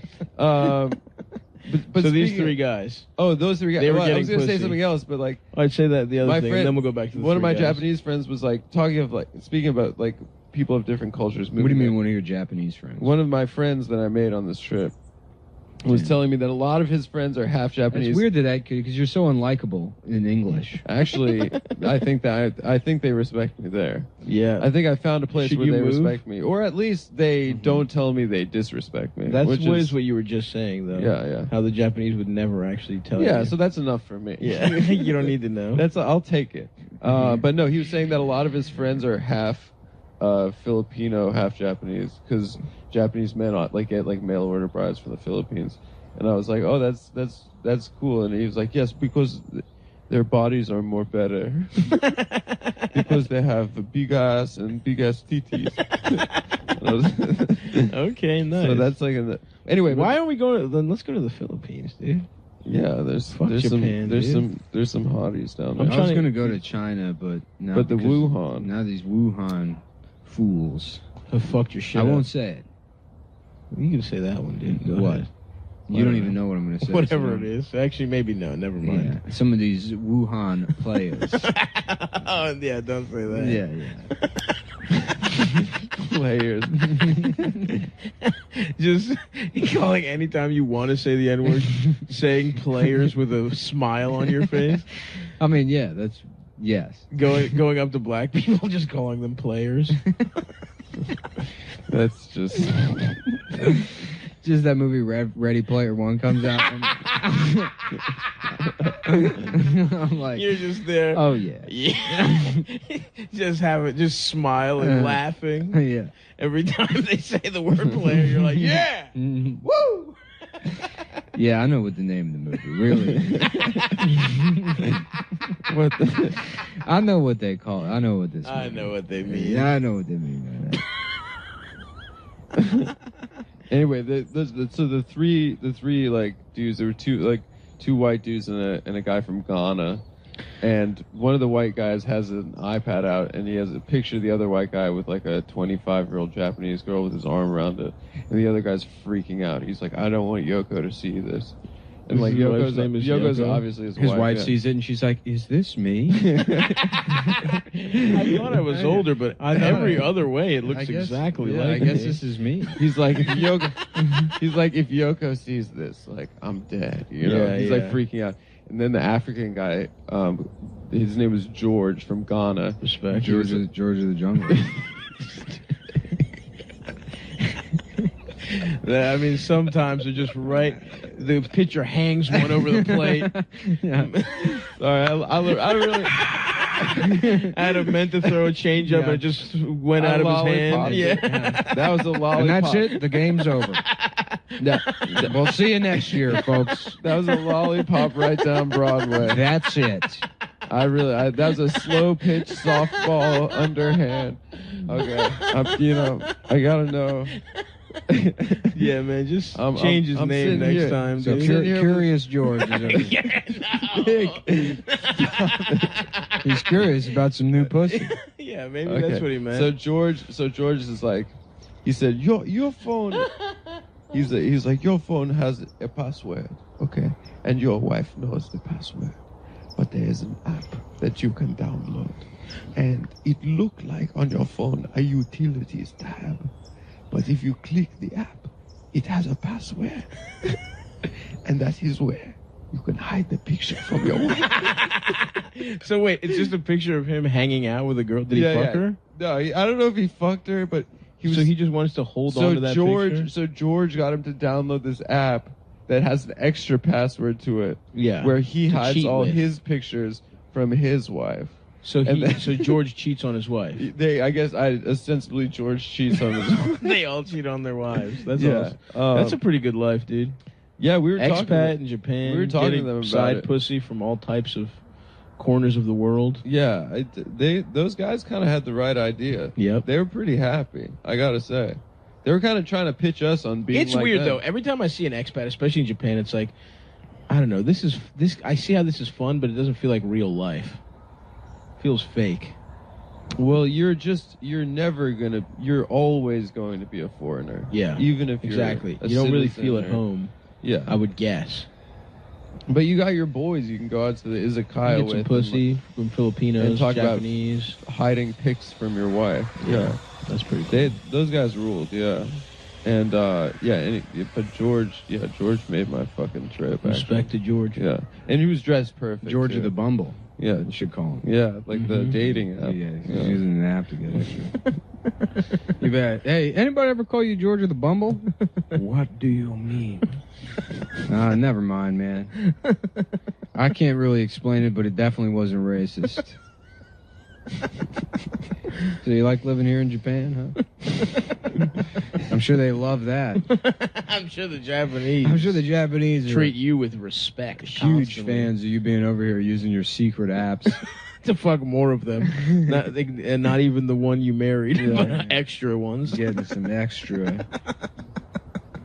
Yeah, one of the other guys, they were like, the waitress was like, "It's 2-hour time limit. You have to go. You guys have been here too long." And 2-hour time limit for what? For like sitting at the bar. Ramen. Damn. And so, which sucks. I love to chill. I love chilling. I'd love to just. Dude, I love. Yeah. My new thing now is renting karaoke rooms and then not doing karaoke rooms, just hanging out. Just hanging out, ordering some food. Dolo. Yeah, a windowless room. Yeah, just on your own. I hook my Switch up to the TV. To the projector. Yeah. Yo, y'all got an HDMI? Mm-hmm. Y'all got a fucking HDMI in here? Yeah. Do you have cheeseburgers?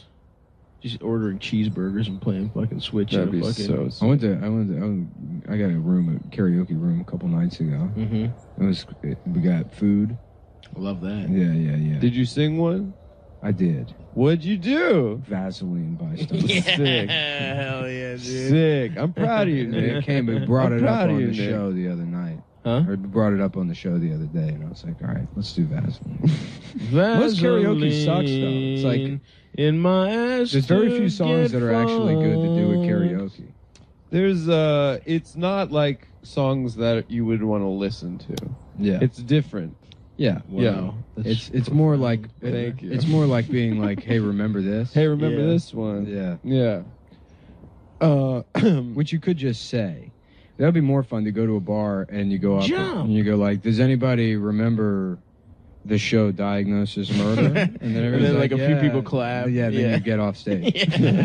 Woo, that was good shit. Who remembers KB Toys? Mm-hmm. All right, thanks. My name is Mike. I'm Mike. I'm KB Toys Mike. Hey, I'm Mike. I run a blog, the KB Toys Appreciation website.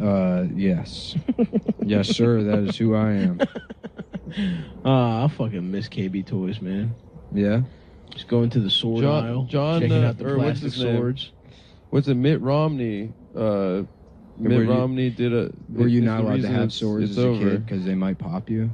No, I used to think that you I could have swords. Stop couldn't be around needles. Yeah.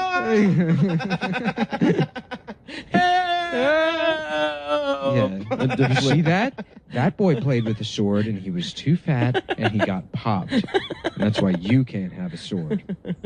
All right. Okay. I won't play with anything sharp. Well, my mom just didn't like violence in the home. But me and my brothers loved violence. Of course. Boys love violence, dude. You guys are gay-ass moms trying to mitigate violence. Yeah. Boys need Me it. and my brother used to beat the fuck out of each other. That's the other thing, too, is all these... DDTing each other. I literally, I gave my brother a black eye, stone cold stunnering him, and then I gave my other brother, I cracked his head open, tossing him tossing him into his bunk bed. That's the thing. It's like people, it's like feminists now do this thing where like, and we have to let men cry and show their emotions. It's like, oh, you're right, but one of those emotions is anger, You don't want you and don't slapping around your little brother and slapping around your friends. yeah. And it's like there should be an outlet for violence and anger, and I think just some harmless childhood bullying and aggression and beating the fuck out. Yeah, you beat the fuck out of one. You pick one kid. We the all get it weakest out, one. and everyone. The society is better for it. And they need it. And then he becomes good at art. Yeah, he becomes a really good, and then he becomes Truman Capote. Somebody sent me like just a. He gets a gay lisp, and he's good at writing. And He we're talks reading the book really- about the movie. And we're reading the movie. It's called In Hot Semen. And it's a story about I drank a cup of cum. And I can't wait to write my book. 8, 7, 6, 5, 4, 3. Bum bum bum bum bum bum. It's a new Bum bum bum bum bum bum bum bum bum bum bum bum bum bum bum. Tonight on Gay Man News. It's a new season. And with your host Adam Friedland. Hi, welcome to Gay Man News. Where the host is gay. No, the host is It's just gay, and these he's four doing gay guys. He's doing the third ad read of the show. Okay, Antonio Brown is on the Raiders Because he's gay. Okay, no, you can. Yes. You don't have to be. Da, da, da, da, da. You're gay. Just get to the story. This guy's gay. Le'Veon Bell. The is show where the anchor is worse than the announcer guys. Odell Beckham is in Cleveland. The one thing that hasn't changed is where I'm putting my money down on all games. My bookie is the place to bet on football every weekend. You can also bet on the weather. Yeah, that's right. Going now to the weather guy, who's a different character. Let's see if he can do it. Just come up with a name and do a character that's a weather guy. Hey, y'all. My name is Steven, and I'm here with the weather. Just his first name. Yes. Well, it's Stephen Tornado. Steven. There you go. No, the gay weatherman. The gayest, the only weatherman gayer than the anchor that started. Hi, y'all. I want to talk to you about. Say Stephen Tornado here. Stephen Tornado here, and I want to. Nice. And I want to talk to you about mybookie.com, which has better bonuses, prop bets, than more prop bets than any other sportsbook. Period. This year they're hosting the first online handicapping super contest. This just in, something breaking news. Something really gay happened. Let's go to a different anchor. We're on the going scene. live on scene to. Hey, this is Deshaun Simpson. Deshaun Simpson. Okay, Just- whatever. Let's see if we can get through it without saying the N-word. Let's go to Deshaun. What's the breaking Let's see if Deshaun can do 3 minutes without saying the N-word that we have to delete. Deshaun Simpson here, and I want to let you know. Do the voice. Don't be a pussy. Don't be a pussy. We all know what you meant by Deshaun Simpson. No, you could be like a white guy. At least say y'all. Yeah, hey y'all, first place is guaranteed to win at least $100,000. And what do they do with your deposit? And they double it. When they shove it up your ass. Up to 1,000 first deposit bonus. Isn't that right, Deshaun? That's right, y'all. What's your favorite food, Deshaun? I like a crudité. Like just different. Very foods. close. You almost said crispy.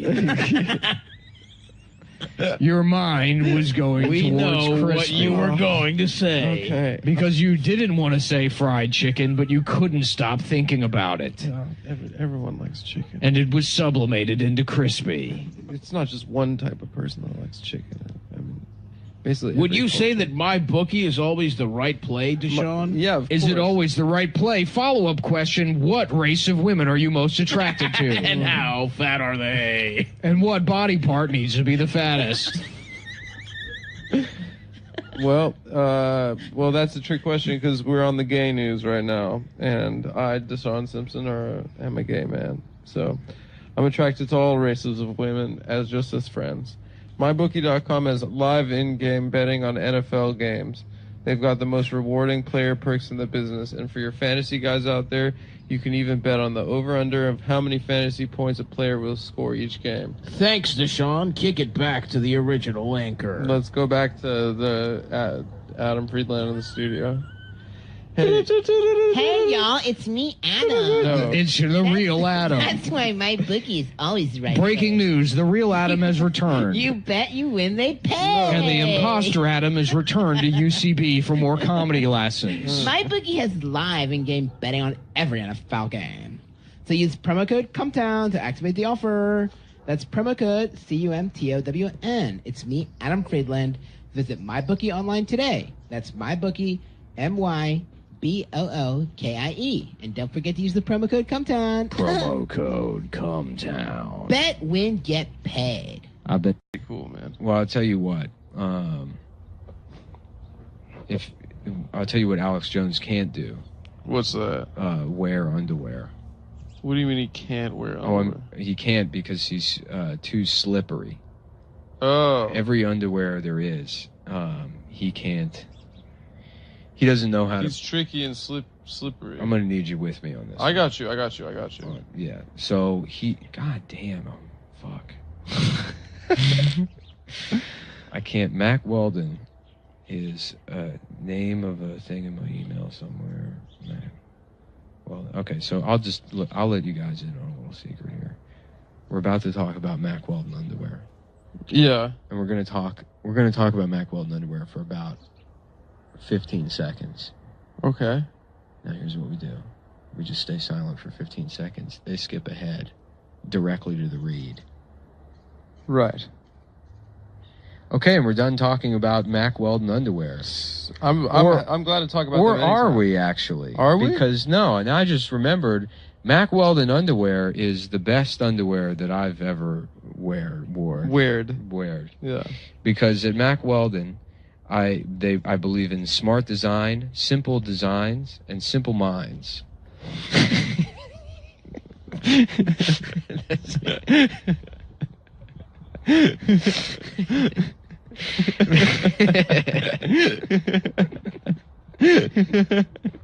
Just the movie Dangerous Minds. Yeah. But it's simple minds. just like, we're never gonna get out of the hood. What do you think, son? This dumb white bitch gonna come in here and tell us we got a future? I shit myself every day. She's like, yes, but have you heard about Mac Weldon underwear? Because if you're wearing Mac Weldon underwear, you can shit in it every single day, and the antimicrobial... The shit disappears. The shit disappears, baby. It's diapers for the 21st century. Yeah, space-age diaper technology. Look, Mac Weldon is an underwear company on a mission, and the mission is simple, just like you, to make sure all of your basics and beyond are smartly designed, and shopping for them is easy and convenient. Okay. They do have a nice website. Yeah. I will say great UX. They do have a good UX. Mm-hmm. Because I'm so used to anytime I have to go buy shit on another website, because you're spoiled by Amazon. So easy. You can buy with one click. Well, you go to another website, and it's like, what the fuck is this? Like, you got to zoom in to the little dialogue boxes. So much extra bullshit going on. Really annoying. You know, not Mac Weldon, easy. Mm-hmm. I just love clicking on stuff. And they got a mobile website, so you could buy underwear on your cell phone. They got an award-winning app. They have an app for the underpants? Every company has an award-winning app now. They founded Mac Weldon because they wanted more out of their basics, and always questioned how something so essential could be such a pain in the ass to buy. Mm-hmm. And that is true. You know, I buy my underwear at the store. I used to do the same myself. Yeah, when I went there, it was the Adidas store, and you know, I mean, I brought the underwear up to the counter, and I was like, you know, is there a place I can try this on? And they were like, no, it's underwear. We don't have fitting rooms for underwear. And it was like, just the other clothes. Yeah, they're like, we don't have fitting rooms for underwear. And I was like, really? You don't have a fitting room for that? And they were like, no. I was like, all right. And so I took all my clothes off in the middle of the aisle. Mm-hmm. And I pulled what else are you gonna do? I pulled my penis out, and everyone's laughing at me. And they came over and they're like, "What are you doing?" I'm like, "You said you didn't have a fitting room for underwear." And they were like, "Yeah, you can't try on the underwear." I'm like, "So not only do you not have a fitting room, I'm supposed to not expose my penis and balls to try on the underwear. I'm not supposed to wipe my penis on the underwear." You're telling me I'm not supposed to wipe my penis on the Dude, she sounds like she was being a bitch. She was being a bitch. And you know what? So that bitch said you couldn't put your raw dick and balls. Yeah, and the guy came up to me in a top hat and he was like, "Sir, my name is Sir Marcus Weldon. I go by Mac for short." Oh, it's a nickname. Sir Marcus Weldon. My fathers were earls that were cousins. And he's a knight? I am a duke, an English duke. Oh, you could be a sir. And my family is so inbred that 2 men are able to produce offspring. I didn't know that. That's how inbred we are, and we are constantly wiping our penis on underwear. And we're going to create a new type of underwear called Mac Weldon, his nickname. His real name. I thought he was Marcus. Well, Mac is short for Marcus. Is it? Yeah. Oh, I thought it was just like a general nickname. Remember people call him Mac Garvey? Instead of Marcus Garvey? No. No? Do people call him that? I think so. Is that song Return of the Mac about a guy named Marcus? Yeah. Oh, I didn't know that. Yeah, no. Well, there's got to be at least one. I'm pretty sure Marcus is long for Mac.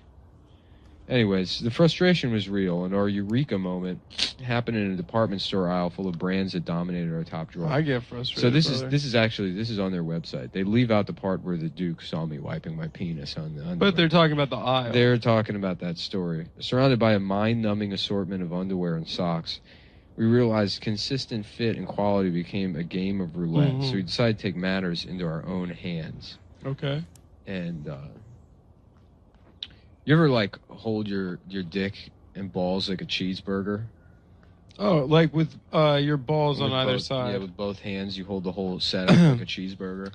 Yeah, I mean I'm kind of a one-handed cheeseburger man myself, but yeah, I know what you're talking about. No, I mean would you hold it side like this? Oh, like this. Yeah, that's fun. Yeah. Yeah. Yeah, you don't hold it like a... Well, it's kind of like a dick taco. Actually, there's nothing you hold with 2 hands. Maybe a golf club. Baseball bat? Baseball bat. Yeah. There's nothing you hold with 2 hands? What are you talking about? There's nothing I can think of that you hold with 2 hands other than like a baseball bat or a golf club. I guess you might be right. What about a steering wheel? Yeah, but that's not... That's gay. It's an arch. Yeah, it's gay. It's gay to drive with 2 hands? Yeah. I don't drive with 2 hands. What do you mean? I'm always doing some other shit with this thing. Yeah, me too. Fingering. I'm on my phone, fingering. I'm always, smoking cigs. I love doing the like, whoa move. You know? Oh, yeah. Whoa. Reaching in the back seat to finger. Oh, you finger someone in the back seat? Yeah. I was assuming it was the front passenger. I always have my car bitched up. Mm-hmm. You know, I got bitches in every seat. You know, I like to go MDWD when I drive. I'll tell you something. When you're riding my car, you're always riding bitch because my fingers are finding their way to those pussies. Mac Weldon started from scratch and engineered their own fabric. Mm-hmm. That seems excessive. Their own fabric. Yeah. It does. Yeah. I mean, you got scientists to do that. Yeah. They could have been doing more creative things. Made sure the design process was meticulous, so you can count on the fit being the exact same each time, no matter how fucking fat you get. We built a world-class customer service experience. The difference is in the details, so we obsessed over every stitch and seam until we reached our definition of perfect. And by stitch and seam, they mean obviously the stitches on the underwear and the seam on your penis and balls. Mm-hmm. Because stitch and seam does sound like those could be synonymous slurs also. Oh, yeah. That's what Shane said.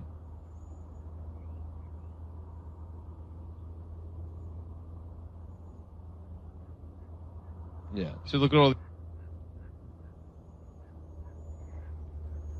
You watched Frequency the other night? What's that one? Is that the Jodie Foster one? It's a good dead dad movie. I love it. That's why I think I know it. It's the Jodie Foster. No, that's Contact, which is that's a dead dad one, right? Yeah. Yeah, I know my genre. And then it's Frequency is what? Frequency is it's Jim Caviezel and Dennis Quaid. And the movie starts and it's 1969. Dennis Quaid is like he's like a Queens firefighter. Great. And he's like he's like the Tom Cruise one where they're like, the opening scene is a gas truck flips over and spills into this like orphanage? Well, not an orphanage, but like underground where like Con Ed guys are working on electricity. Even better. Yeah. There's nothing better than abandoned babies. Yeah. Tough working Americans. And so all of this fuel spills into this underground And thing. what do they do? They go, what is it, raining? And the wires are hanging down, right? Which is very funny because it's like if you were trapped in an underground passage filled with gasoline, you would just die immediately from the fumes. Yeah. Also, the electricity would make the gas blow up. Immediately. Yeah, from the fumes. Yeah. And so he has to rush into the gas while, the wires are almost touching as it fills with gasoline. Where they they do the thing where they dry hump. And then he gets the guys out, and then the electricity touches the gas and it blows just in up. the nick of time. Right, and then he jumps out of the manhole when So he's like, and then then he's on his motorcycle. He loves baseball. He loves his son. My boy Johnny's going to be a baseball player. Oh, yeah. I need to watch this. And then Dennis Quaid, the first couple of scenes, figuring out what a New York accent is very funny. He's like, what are we gonna do? We're gonna play ball this afternoon. He goes, ball. Ball. We're playing ball this afternoon. Yeah. Did that him with one sentence. I'm a firefighter. I'm a firefighter. I'm a firefighter. I'm a firefighter. A firefighter. Right? Fighter. Something like just that. him fucking absolutely melting down trying to find a New York accent. Yeah. I'm a firefighter. Yeah. Fuck. I don't got it. And then he dials it in, but then it's like, it cuts to like 30 years. Basically, the premise is Jim Caviezel is his son. Yeah, grown up now. His dad dies in a fire, and now it's 30 years later. Aurora Borealis is happening. Done. And so his neighbor, he's still in his childhood home. His neighbor brings his son over to borrow some fishing equipment. So he's like, yeah, you can look, in my dad's stuff. I think he's got it in there. So Caviezel's grown. Caviezel's, he's still living with his his parents. No, his mom's moved out. He's just in the childhood home. Can I tell you, I had a friend that did that, and it's weird as fuck. Yeah. When they live in their childhood home. It was only brief. Yeah. But him and his wife, lived in the master bedroom, and I was like, your parents, fucked in there. Yeah, right. Isn't that weird? It is weird. To, how do you get a boner in your mom's room? That's what royalty would do forever, right? Have sex in the same bed your grandfather yeah. made your father. And honestly, it's probably a kink for them. Right, yeah. They're probably like, talk about how great-grandpa... We haven't washed the sheets in 300 years. Yeah. You see that sheen is your grandmama's cum. I wonder about that. How old people have a smell? And I think, is that just what people smelled like in the 30s? Dude, I think you develop it your old skin is a different... I think your old skin, it's almost like a fruit, you rot. I read this book about the Donner Party. Yeah. And they go out of their way to go, people stunk back then. Yeah, the author is like, you have no idea how many bugs and how much people smelled. But they also talked about how I don't smell. I have terrible hygiene, and I can go literally weeks without changing my clothes, and you will not know. Other than the fact Are you sure? Yes. And who's confirmed I'm this? covered in stains. Yeah, but who's confirmed that I'm you wearing don't the smell? same clothes? Everyone. Everyone around you goes, you don't stink. No, it'll take a lot for me to really start to stink. Has there been a moment where you've gone long? Oh, yeah, always. That's when I change my clothes. I'll take a shower and change my clothes. Honestly, it's pretty... I change my clothes every day. You know Kat Ramdinsky, right? Yeah. In Austin. Yeah, I know Kat. She's very dumb, and she's very gullible. Yeah. And no, she's great. I mean... Yeah, she's hilarious. She's cool, but very easy to lie and trick. Yeah. It's and so when I lived in Austin, me and Cubis would just lie to her. Yeah. Tell her a fantastic story. We told her you Big Fisher? We told her I had a dead wife named Skyla Dust who was stung to death by bees. And how long did She always believed. Does she still think you have a dead ex-wife? I know. Eventually, we were because eventually, we'd let her have it for a while and be like, you believe that? You fucking idiot. Yeah. We bring her over to just Yeah. laugh at her, I guess. But how long did she think you had a dead ex-wife? For a while. And I was 20 years old at the time, too. So what were you? It was a child bride? No, on Facebook, I had my status as widowed, I guess, because I thought it was funny. And then I think it was actually her friend was like, can I ask you, what happened? Like, did you fuck with her? It was funny when I told her and Kat was there. But when I moved to New York, I had Harvard as my education. Yeah. And I forget which comic it was, but somebody told me that another comic was like, that guy's like, he was like a Harvard guy. Dude, that's absolutely. By the way, just how you did that is absolutely how everyone talks. Where they go dude, that guy fucking. Yeah, I used to just wear a Harvard shirt. I remember that. And fucking, and people would like, and then Jeffrey Epstein, I found out he did the same thing. Oh, he just lied about it? Yeah, he would wear a Harvard shirt. That's how stupid we are? Yeah, right, exactly. I remember I thought it was funny for a while, and I said this on the bonfire, but for a little bit I would tell other comedians that other comedians were emancipated from their family. Yeah. Like when they were 15. Yeah. Like it was specifically Michelle Wolf is who I did it to. Yeah, yeah. At the cellar with somebody, I go, she's like emancipated from her family. Yeah. And they're like, what? It's very funny. Yeah, like 15. She got a divorce. The same word for slaves. As people that and like 17-year-olds that want to smoke cigarettes. It's like it's the same type of oppression. They go, well, there was a civil war fought for this emancipation, and also Steve and Debbie are mean. Yeah. No, I was wearing that Harvard shirt one time, and this like black dude was like, "Oh, Harvard, huh? Yeah, you like a big shot or something, huh?" He's like, I went there too. I was like, oh, I didn't go there. I just bought the shirt in the gift shop. And it like completely derailed whatever he was trying to do. He was trying to like check me or something. Yeah.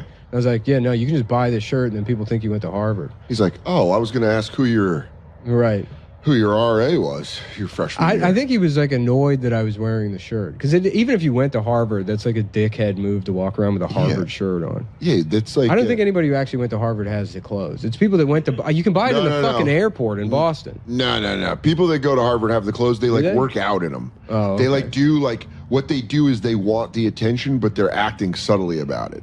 So they're like, they'll play like pickleball in it and be like, Harvard, huh? He's like, yeah, that's where I got my bachelor's, They love rocking their merch. Yeah. But that's why he was so fired up about you doing it. Yeah, but it was... the people that don't probably hate the people that do. The tone was very like, Rep your set, cuz. Yeah, kind of like that. Yeah. He's like, where you from, cuz? Where your grandma stay? And you're like, I was in the Iliad dorm. The kind of Goodwill Hunting. I was kind of rough. The basement. Yeah, I slept on a couch. Yeah, I was doing like math in the basement. That's why you couldn't find me. Yeah. I was mathing it up in the basement. There's people, like comics love to do that to other comics and be like, yeah, he's only been Why is he a janitor in that movie too, by the way? Who, Will Hunting? Yeah. Because it makes the movie better? Yeah, but it's like I can understand, you can be all his friends are like blue collar guys that have like trades jobs, right? Oh, you think that he took the shittiest job? Why does he have the shittiest job? And they all know they're like, this guy's smart. Yeah, he's wicked smart. That's why he could be doing up. something else. He could do something smart. Do you think it was because he was so smart? He could have been making like $250,000 a year with like a general contracting firm. Yeah, or he could go get his... Right, I think that's how much he could go get his apprentice. If you own a company? If he went and got his apprentice license, and like became an electrician, that guy would be pulling in like 300. And then what's his like his drama? Is that his dad hit him? He was like one of 10 kids, and he was beaten a lot. But wouldn't that also be all of his friends? Yeah. And so, but he's the only one. That also, was he sexually assaulted in the movie? By Robin Williams, yeah. It's like, you notice how your penis gets... It's an asshole, now it's a pussy. It can be both. Oh, look, it's a soft penis, now it's a hard penis. Now I'm making Mr. Winky disappear into my mouth. Good morning! He goes, oh, look, your penis turned into a microphone. Right. He goes, fucking stop it. You just suck it and get rid of it. I'm touching you. You trust me. We had guys like you in Saigon. Hello. They should have. We dress them up, make them real pretty. If someone was... I wish they would have gone back and wrote all of the Robin Williams characters to be continuous. Mm-hmm. So like Hudson, Moscow on the Hudson. They kind of did, right? Every movie he's in, they're like, there's no script. Do whatever you want. Well, there's a point where they just let him jazz it around. You know what I also rewatched in the last year that I forgot how good it was Death of Smoochie. With Edward Norton. Yeah. I haven't watched this since high school. That movie's so good. Who did that movie? Who directed it? I can't remember, but it's very well written. It's like dark. It's dark and it's very funny. Yeah. Yeah. That was like right at the time when Barney was huge. Yeah. And it was like a great... Yeah, and it's such like an inventive... Do you think Hollywood's completely done doing those movies? doing like spending money on stuff. I think it's like the reason, like 1999 is the big year, and this is just, I know nothing about, like what actually caused it, but there was just more money. They were buying more scripts in the 90s. They were taking bigger risks, like things were making more money. Yeah. And then after, the economy's, the downturn in the 2000s, it's like they stopped spending money on things. And do you think it was bonuses? What do you mean? Like, I feel like bonuses got crazy after like 2005. Like you used to hear about like a CEO would get a bonus of like $1 million. I know nowhere it was like 40. To a certain extent. I mean, like private equity's buying up everything, but they've done that with the entertainment industry. But I thought it was just like the agencies and stuff, just taking more money. Well, just hollowing out the agencies, which like, it's very funny when agents are in a bad position, and then if they even like start to complain to you about it, and you're like, oh man, that sucks. They're like, it's really hard. A lot of people are getting fired. Oh, that's terrible. Oh no. Oh no. That sounds really hard. Oh no. Yeah. But anyways, did you get me work? And they go, well, I'm kind of worried about myself right now. Right. Yeah. Yeah. Sure. I just bought a. Danny DeVito directed Death to Smoochie. Are you sure he's not just in the movie? Oh, okay. Oh, I did not know that. That's interesting. It's a great movie. That's like when you find out Ben Stiller directed Cable Guy. I want to make a movie about Barney, but I want him dead. Yeah. And they're like, all right, it's Danny. A movie where Barney's gone crazy. Yeah, but now he does those Jersey Mike's commercials. Oh, Danny DeVito does? That's all. I thought that was Stop. In those Jersey, yeah. No, dude, Stav's in a. That's Danny DeVito. Okay. Stav's in a Fireball commercial with Andrew Santino. That every time it throws me off. Whenever my friends are in commercials, Shane's in that Bud Light commercial. It throws me off. I have not seen the Shane Bud Light. The latest one's good, where he's in the wrong commercial. He's in the cologne commercial, and Jason Solomon. They should do a Bud Light commercial with Shane, where it's like, and it's with the understanding like, it's Shane. I'm the Bud Light guy now, and everybody's like high-fiving him. He's going to football games. Everyone's like, yeah, Bud Light, Shane Gillis or whatever. Kid Rock's back drinking it. And then he gets home from a late day or whatever, and then he's like, it's kind of hot in my apartment, so he puts on a house fan or whatever, and then he's taking a phone call from Bruce Springsteen. Yeah, he's like, hey man, I just want to let you know. What? I love Bud Light. I'm doing a song for Tires. It's Ted Nugent. He's like, Shane, my best friend, dude. Hey, dude, let's go hunting. And he's like, how you doing? He's like, it's just, I guess we're getting the heater installed in the farm, so it's like, or the air conditioner installed in the farm, so it's so hot. And then Shane walks too close to the house fan, and it cuts his penis off. Oh no! And he's like, I don't have a penis anymore. How am I going to drink my Bud Light? And then he doesn't have a penis anymore, and the doctors are like, the best option, you're going to bleed to death unless we turn it into a pussy. Oh no! And so they have to turn it into a pussy. And then he goes outside of the farm. Yeah. And the press is all there, and a gust of wind blows his pants off. Like a Marilyn Monroe, like Marilyn Monroe. And everyone sees the pussy, and they're like, Shane's trans now. Oh and no! And then people are like, well, should we stop drinking Bud Light? And they're like, no, dude, it's Shane. and then it's like it's for.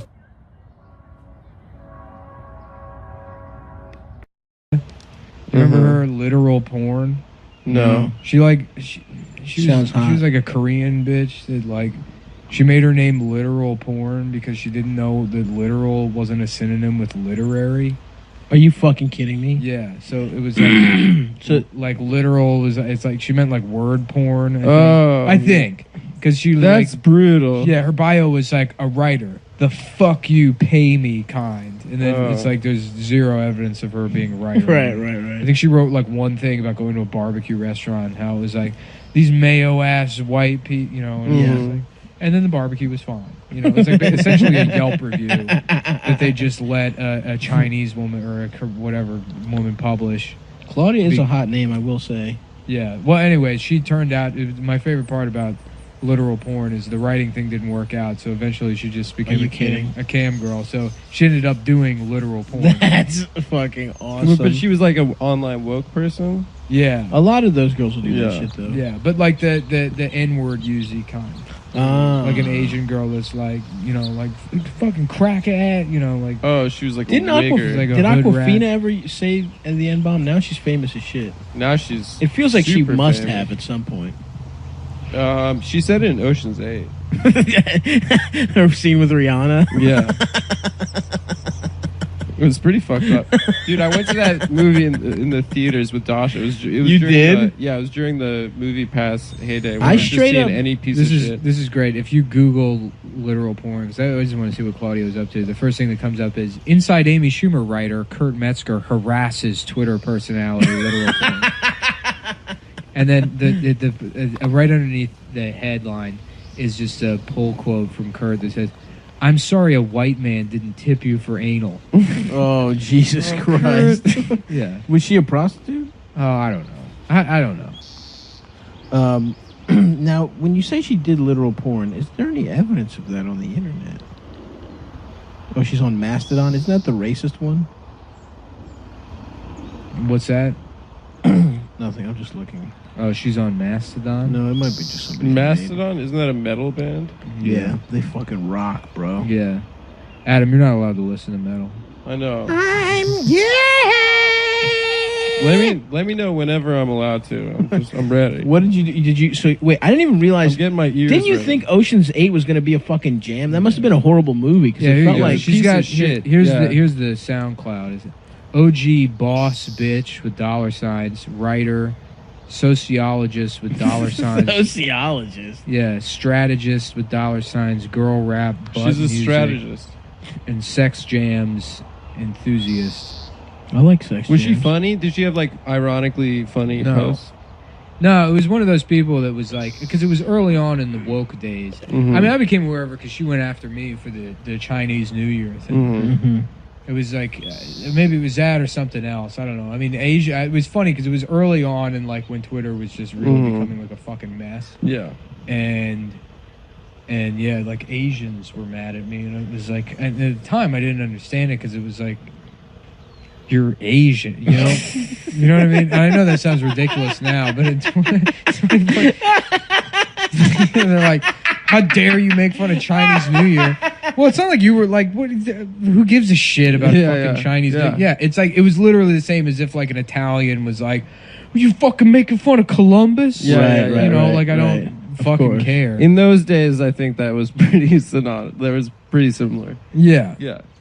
Yeah, no, I mean, the greatest trick the devil ever pulled was convincing people he wasn't Chinese.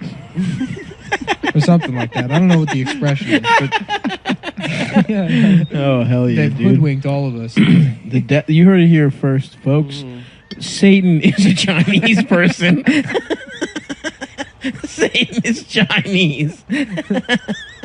Dude, of course. Yeah, Satan. So, yep. It's Yeah, just, I'm like, oh, hello, it's me, Of Satan. course. That makes so much sense. absolutely, dude. Yeah, he's red from drinking. Yeah, he's drunk. He's fucked He's up. drunk. He's Yeah. completely amoral. Yeah. Ruthless. He's got a big fork he uses to crack turtle He's red shells. from communism and drinking. Just to kill He's turtles. surrounded by demons. Mhm.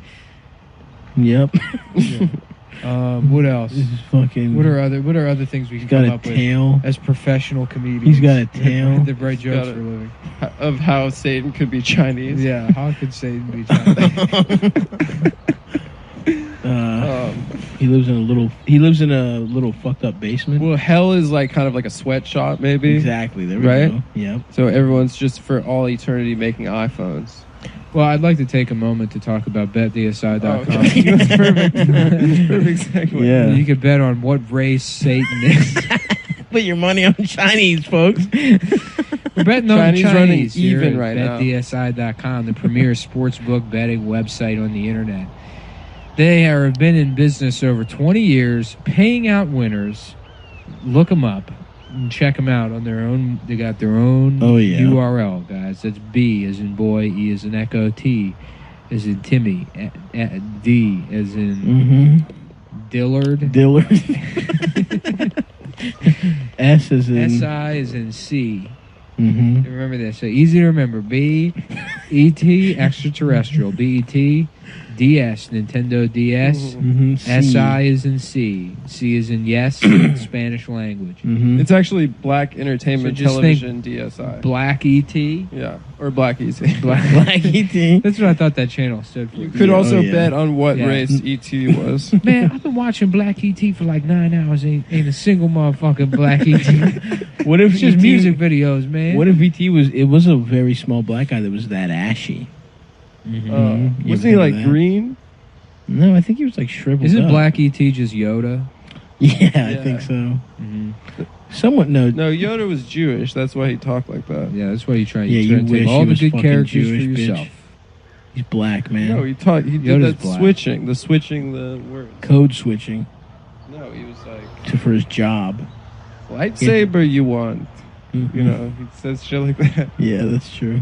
Well, you can bet on what race Yoda and Satan are on betdsi.com and use their easy-to-use mobile playing interface. Play, win, get paid, folks. I love it. BetDSI offers odds on pretty much everything else, not just sports, but politics. You know, is Michael Flynn are we finally gonna see our dear, sexy, beautiful Hillary in office where she deserves? Yep. With every man hooked directly up to her pussy by their mouth. I'm gonna say by Drinking 2019. piss and shit out of her. She shits out of her pussy, Yeah. folks. We're all just sucking just Lena Dunham's dead uterus out of Hillary Clinton's pussy, like we all deserve for Brett Kavanaugh or something. Is that gonna happen? Bet on bettheinside.com. Politics, reality TV, pretty much everything. Pretty much everything, folks. You got a great mobile app, easy to use from anywhere. Train, plane, automobile. John Candy's ass. Yeah, John Candy's ass. A fucking sleigh. We got Christmas time coming up. I know some of you motherfuckers got sleighs you're waiting to bust out. So true, from the sleigh. Yeah. Does any what the fuck? I don't think I've ever seen a sleigh. I think it was actually slave. I think that was an olden days term for slave. So you don't think slaves People used to existed? ride on slaves. How about instead of Mrs. Claus, it's Sleigh Queen? How about that? Yeah, that's good. Oh, That's wow. good, dude. Beautiful. Who's ready for the fucking holiday? Hillary is kind of like the Mrs. Claus of She America. is. Remember to slay Queen to the polls.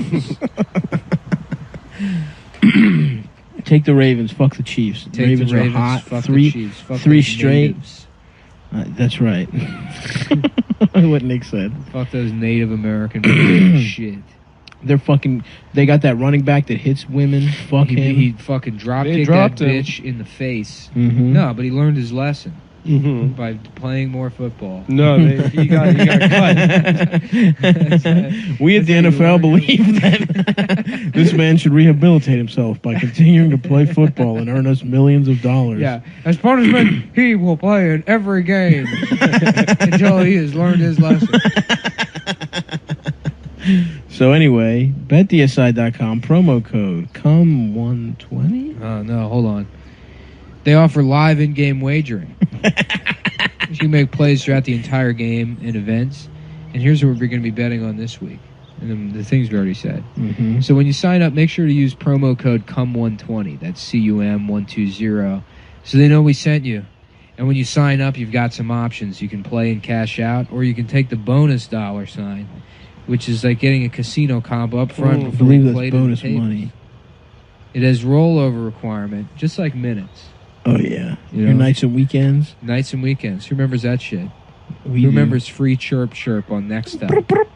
Where you at? Hey, I ain't got no minutes, man. Making moves. My dick is small. Making moves, no minutes. Rollover requirement, something about that I said already. And so if you're going to be in the sports book, which is where we like to gamble. I love the fucking sports. I love being in the sports book. The only book I love more than the We fucking- drive to Jersey every Sunday, sit in the sports book. We sit in the sports book. We read the good book. The Lord's book. The Jungle Book, which I was joking last week. It's just a, No, whatever it was, no. Yeah, okay. I remember that one. Yeah. From the group text. Yeah, well, yeah. So a guy teaching himself. Man, that man taught himself out of fucking prison. Oh yeah, that was good. Yeah, and he's just reading the Jungle Book, but it's pictures of just like tiger print panties pulled aside, and just a big purple pussy. Some up close pics. Honestly, not as bad as it could have been. Oh, yeah. With the setup of the Jungle Book. I gave you what I like to call the PG underhand version. that one. Yeah. the soft version. It was the soft A version of that Yeah, joke. exactly. That because it got real. Everybody get our NC-17. soft A's on. All right, if you use promo code COME120, up to $1,000, they're going to give you 60% bonus cash, which would turn $1,000 into $1,600 to play with. So once again, that's betdsi.com, COME120. Let's start the show. Let's start the show. Zach Amico, they call him a faggot. Congrats to Zach getting engaged. Congrats to Zach for getting engaged. To a woman? Yeah. Good for Yeah, him. to Dasha. My girlfriend? Yeah, you said... He asked first? He's like, Adam, shit or get off the pot. He's like, Adam, I'm getting married to a clown that might be a woman. What a hilarious... I would love to see Zach Amico and Dasha hang out for an hour. She couldn't do it. Yeah. She couldn't handle it. Have you seen any of the Troma movies? Yeah, I guess so.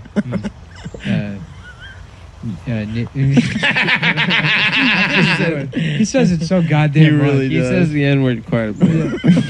That's no why reason. they call him the sniper, baby. Sniper, dude. How else I do you guess get that's that what nickname? a sniper would do. Yeah, just hang say out in the a room N-word. in a completely safe room 1,000,000 miles away from black people and just broadcast it to them through like a scope. Yeah. Zach Amico, they call Up him in the a drone tower pilot. saying Just, the there's a N-word. black guy just minding his business in the Bronx, and you just hear someone calling him the N-word, and he's like, "What the fuck?" Yeah. And Zach it's just just Zach with covered in camouflage. some sort of like Yeah, some sort of ghillie suit. rifle megaphone. It's got a scope on it, so he can look all the way to the Bronx. And he says the N-word to a guy. He's like, "Why am I hearing the N-word?" Nice job, doggy. It's Great job, done. doggy. Doggy, you got him.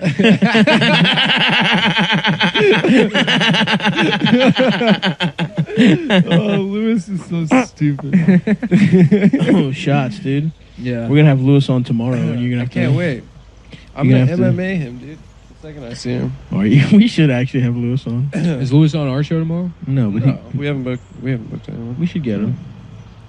I don't know. That would be funny. I owe people money. We might have a special. You owe money. Other people have done the show. I saw them. I got like a backed up. I just paid Greg Stone. I got to pay Anthony. I got to pay Ian. I got to pay Bonnie. That's right, because here at Come Town we pay our guests because we're the only true Because we're real socialists. journalists. socialists. We're the Socialist Journalist Podcast. Yeah. We're socialist journalists. We're from that one socialist magazine. What's it called? Jacobin. Jacobin. Jack Off Bin. It's named after Jacobin. Yeah, I got a website called jackoffbin.com. I love that. It's a garbage Just pail that pictures of Angela.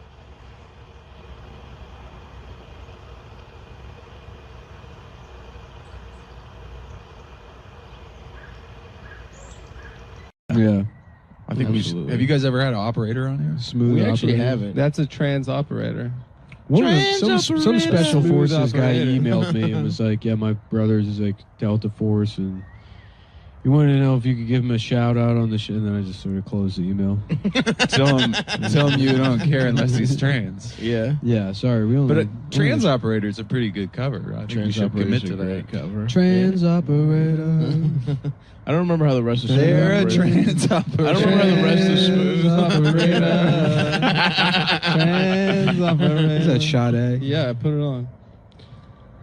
I was listening to Sade in the car like a month ago, and I saw a black guy wearing like it was a gay black guy. Nice. So you're the cutting edge of fashion. Or Of whatever. course. If he was British, His the world jeans, would blow up. his jeans were ripped, but entirely. He had removed the knee section, so Oh, there was yeah. the calf of the jean and then the leg. No, How were they held that's up? They were that's- just held on by because how tight they were. That's So he's wearing like he would fucking put the sick. top on and then put the sleeves That on. and- fucking rules. There's a brand that makes those pants. Shut up, Adam. Oh, you know about it. Hood, don't you? Hood by Air. Oh, I know Oh, about. you I know. already know Hood about by Air them. makes those pants. Yeah. Who does? Hood by Air. You know, if I had a gun right now, I'd shoot you right in the fucking. Well, I'm glad that we're in New York City and that's incredibly illegal here. To No, even, no, when my 3D printer shows up. All right.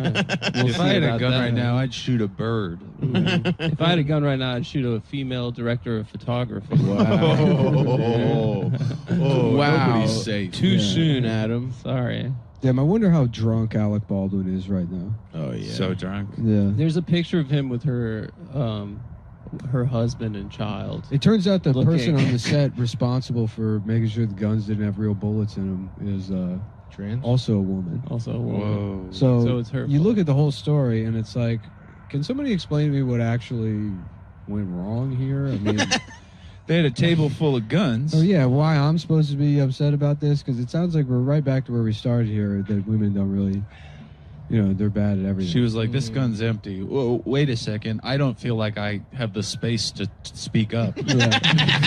If only Alec Bolton hadn't talked over her in a meeting. Then yeah, that other lady would be alive right now. Yeah, she was holding space. So women being a dumb bitch led to the murder of an innocent person. Yeah. What else? No, it's pretty tragic. I didn't listen to it, but apparently it was like some 22-year-old girl was like the armorer on Yeah. set. She And got it was fired from her It was last her job. first job. No, the AD did. Oh, okay. The AD got fired because there was another thing where, like a gun went off. hurt. I don't know if it was live ammunition, though, or like the gun going off like spooked somebody and they fell over. Is that normal to have live ammunition on It a can't show? be. It can't be. No, normal. be. I There's no think I reason saw for some it. shit where it was like they also had to get like the crew wasn't union or some shit. So it was like there's a ton of shit that People walked off. they and were then like they cutting hired hella non-union. corners. Yeah. So I mean, yeah, this shit is fucking. Yeah, I Do you don't. think- I haven't looked into it, but I don't understand how live ammunition even ends up on the set. It wasn't. I thought it was a fucking blank. No, You can't. Well, a blank is like. a blank. You would have to. I think it would have to hit you like this close. Yeah, all a blank say- is I so think the bullet's under- got gunpowder in the cartridge, and then the bullet part on the top is like that's propelled by the gunpowder.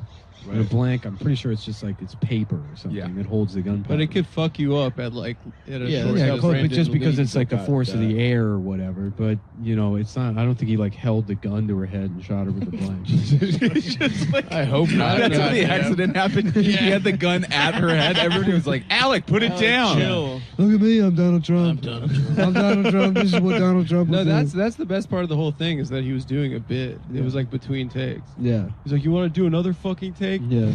No. Dead. He's just Really? He's like, look, Yeah, it's my fucking dick. Wait, seriously, it was a joke. Yeah. He was doing a bit. Yeah. Do you think Hilaria is speaking in her Spanish accent or her American accent to console him? R.I.P. to the girl who died.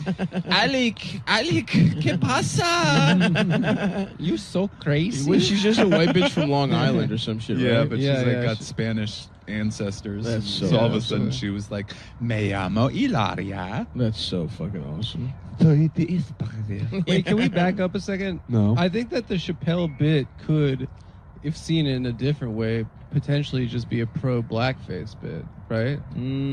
So he's saying if we're gonna allow this, we should allow blackface also. Well, I think that there wasn't there like a legitimate argument around when trans was like a huge thing when Dolezal. Caitlyn Jenner. Yeah, and then they did. Dolezal said, or somebody said they were transracial, Right. and there was people that were legitimately going like, "Oh, okay, well, if we're gonna let them do that, we should." Yeah, let them do literally the that." only reason that's not valid is because it didn't like originate on some dumbass college campus. Yeah. If Rachel Dolezal was 20 years old and like fucking fat and going to Oberlin, She had a then we would have emo cut. we would have to have a serious. Well, don't you conversation. think these people, if they could have, they would have done. All those women you're describing would try and be a different race. No, because the window for that was the early 90s. But when a isn't different race world was isn't unfolding. race just as much of a social construct as gender? That's what they're saying. And it's our job as comedians to answer these questions on podcasts. It's our job to walk comics or walk America back from the ledge. That's what Chappelle said at the Well, that's comics why ball. That's why Jumper plays Wow, I hate throughout the that. special. What's that? That's why Jumper by Third Eye Blind plays throughout the special. Yeah.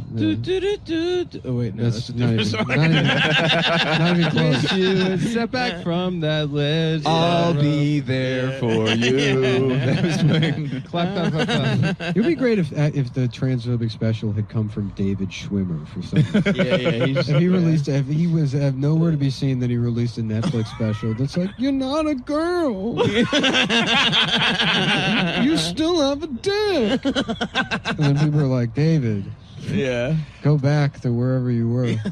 Dude, when I was I don't know, this is like probably like 8 years ago. Actually, you guys were probably still in DC. I opened for Dave Foley at Draft House, and it was like him doing... I think I was literally there. Yeah, he was doing stand-up. I remember I did the open mic that night. I got a call from Singapore. Okay, cool. It's probably the Sultan of pick it Brunei. up. We're hearing about Dave Foley. Pick it up. From our dear friend. Hello? You're taking Chinese phone calls. Hello? Ni hao? Answer, coward. Hi, my name is Chris from U.S. Auto Care. How are you doing today? No, you're not. You're from Singapore. All right, that's enough of that. Coward. No, okay, so, but Dave Foley is like doing this, like, he has to do comedy because his alimony's so fucked up or whatever. Hold that thought, Adam. Hit him with the... Tell him Which about one the- first? God damn it. Well, I'll just say, It's the order. he had a closer that was just, like... Oh, yeah, he had to keep working because he had a terrible divorce settlement, right? His divorce settlement was when he was on news radio. So Oh, he no. had And then to- the show got canceled. No, dude, that bitch finessed him. But his closer when he was doing stand-up, because he'd never done stand-up, was just like, he said the N-word. What? 40 times. Dave Foley? Yeah, in 4 minutes he I said was the not N-word. there that night. Like, That's awesome. 40 times. He was like, why can't I say it? If you can say it. It was just like, what? It was so Did insane. Kramer? He did that post Kramer too. Yeah, That's it was post-Laugh like, Factory. I think he watched like a Louis special. It's funny because it's like all these old dinosaur comedians that like have no problem shitting all over anybody that gets in trouble now. Like we're all that. They all had that mentality. Right, Yeah. right. You know, like Patton or whatever. Certainly like Sarah Silverman. They were all just that person until 18 months ago. Yeah. Yeah. Yeah. And then And then if you make a big like public apology and fucking self-flagellate, you As feel long like, as you're already in. right, And right, then the process of cancellation becomes this like calcifying or hardening thing that solidifies your position forever. And then you become an authority in which you get to determine when people are Right. actually contrite or right, right, Because right. that's what happened with Megan Amram. Yeah. It's like they went for Megan Amram, and it's like, you know, she's already like made. So it doesn't matter. already an Emmy So she Award got winner. she got in trouble for making fun of Asians, and then she apologized, and then other rich white women accepted her apology. And now she gets to decide like who Right, means right, it when they right. fucking say sorry. If they apologized enough. Yeah, I think we should all come together to accept that rich white women are the problem. Yeah, thank you. The Antichrist. About fucking time. You ever do that at home with the wife? You just she's right, but you just say like, I will say that, okay, but here Karen. it's like Megan Yeah, you deserves not to have like anything happen for that because she's good at her job. Yeah. Right. That's Yeah, the only she's thing that fucking incredibly matters. talented. She's very Unlike funny. my wife. Yeah. Unlike that. Did your Karen. wife get what canceled? She No, didn't get no, canceled. my wife can't get canceled. Her She's too hot. grandfather's in the her Illuminati. grandfather would just have the NSA just act, a gas leak would happen to the chancellor. Yeah. That's awesome. Yeah, that's Yeah. sick, dude. I married Old into South. I Old married South. into some real badass shit. How much? That's Yeah. sick. I went skeet shooting with my father-in-law. It was That's fucking sick. badass. Rosebud I actually, just imagine them all as like the dad from Fargo. yeah, a little bit. I'd say it's like halfway. It's like Fargo family and then kind of a mix with Succession. There's some Right. real, Oh, definitely. like there's one sister that the dad doesn't get along with. Yeah, And- Adam was dumped by one of the actors the on stars. Succession. One of the stars. Of stars. which one? Succession. Yeah. The kind of thick one? Cheated on and dumped him. No, cousin Greg. Oh. Yeah.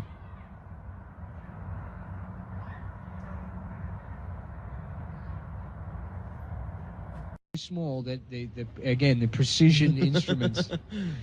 Just to make them, I would assume, cost so much money. Mhm. Well, we're really sorry about that, sir, and good luck with everything. That's all right. Maybe you should. Good afternoon. My name is Good Night. Good Night Moon Cricket. And oh, no, is it? Yes. And I Are have come you sure all the that's way your from name? Africa to. Do you want to double check your, yes. your license and make sure what your name is? My name is. You want to double check real My quick? name is Goodnight James. There we go. Yeah, okay. Sorry, sometimes my name is so restless it becomes even more restless to me when I say it. But I am the president of Money in Africa. Oh, and I have wow, heard what of an this honor. Australian idea. And I would like to purchase this idea. Mm-hmm. Because if it does not work for Australia, maybe it will work for Africa. Okay, well, Yeah. good luck. I heard you guys over in Africa have a new tourism slogan too. Hey Africa, come visit Africa. Africa, Africa, do not have gay sex here. Do not. Oh, hey, wombo wombo, Africa, do not have gay sex here. Visit beautiful Africa, a land of many opportunities, but do not have gay sex here. Please do not do it. And the circumstances of gay sex. Do not have gay sex here. Africa, Africa, visit Africa. Visit Africa, but visit Africa, got you citizens.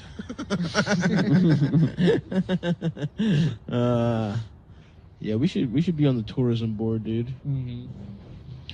Damn. Well, so pretty fucked up of what you did to Australia, Adam.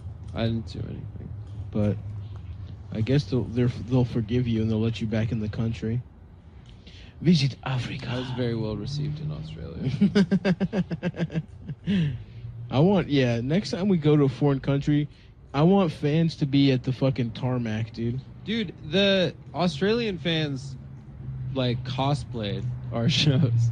No, there were Stavs there. There were Nicks there. Yeah, that's it. There were Adams an absolute lie. It's true. This is an outright lie. You're absolutely wrong, dude. This is. I mean, what he means is they were wearing tracksuits. They're wearing Hawaiian shirts. One guy who wore a full tracksuit to the Melbourne show. Whatsoever. There are tracksuit guys. You are fucking wrong. Only there one? were mad tracksuit guys there with mustaches. Guys. Yeah.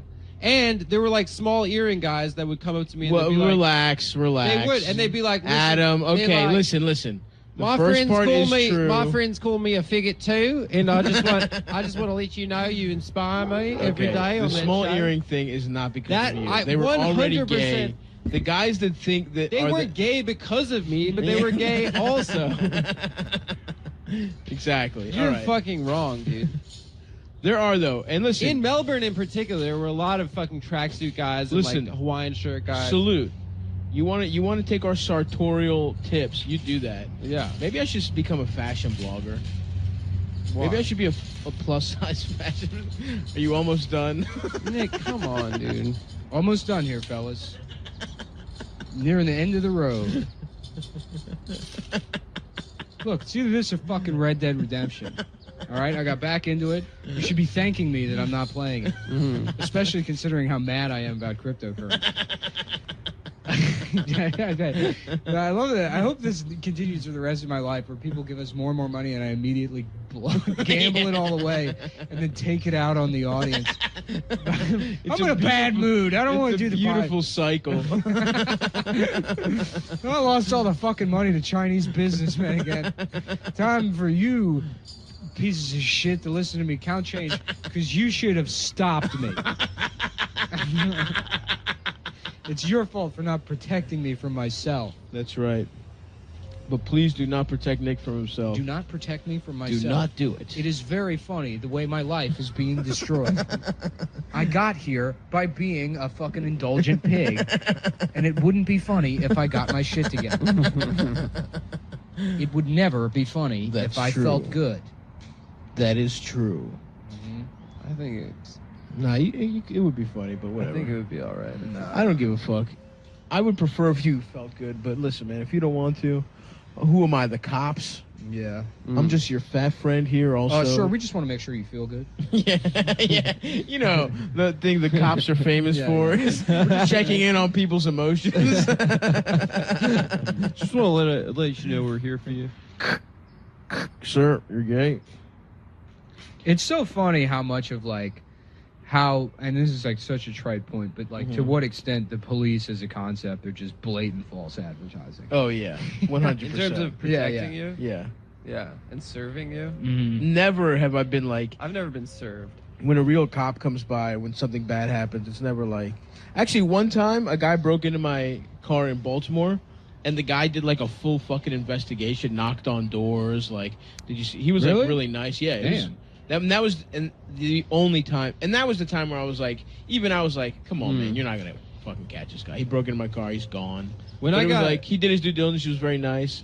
One time, and then another time, a cop one of the downtown, one of the like. I mean, I used to think the cops were like pretty racist and shit, but then I saw this video of this like sergeant getting out of his car and then doing the nay-nay with a black 5-year-old.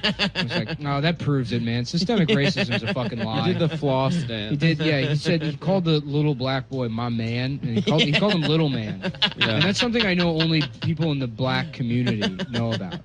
Only black community members know to call young black children little man.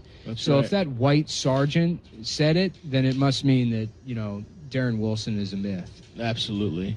Mm-hmm. It's a lie propagated by the media, in fact.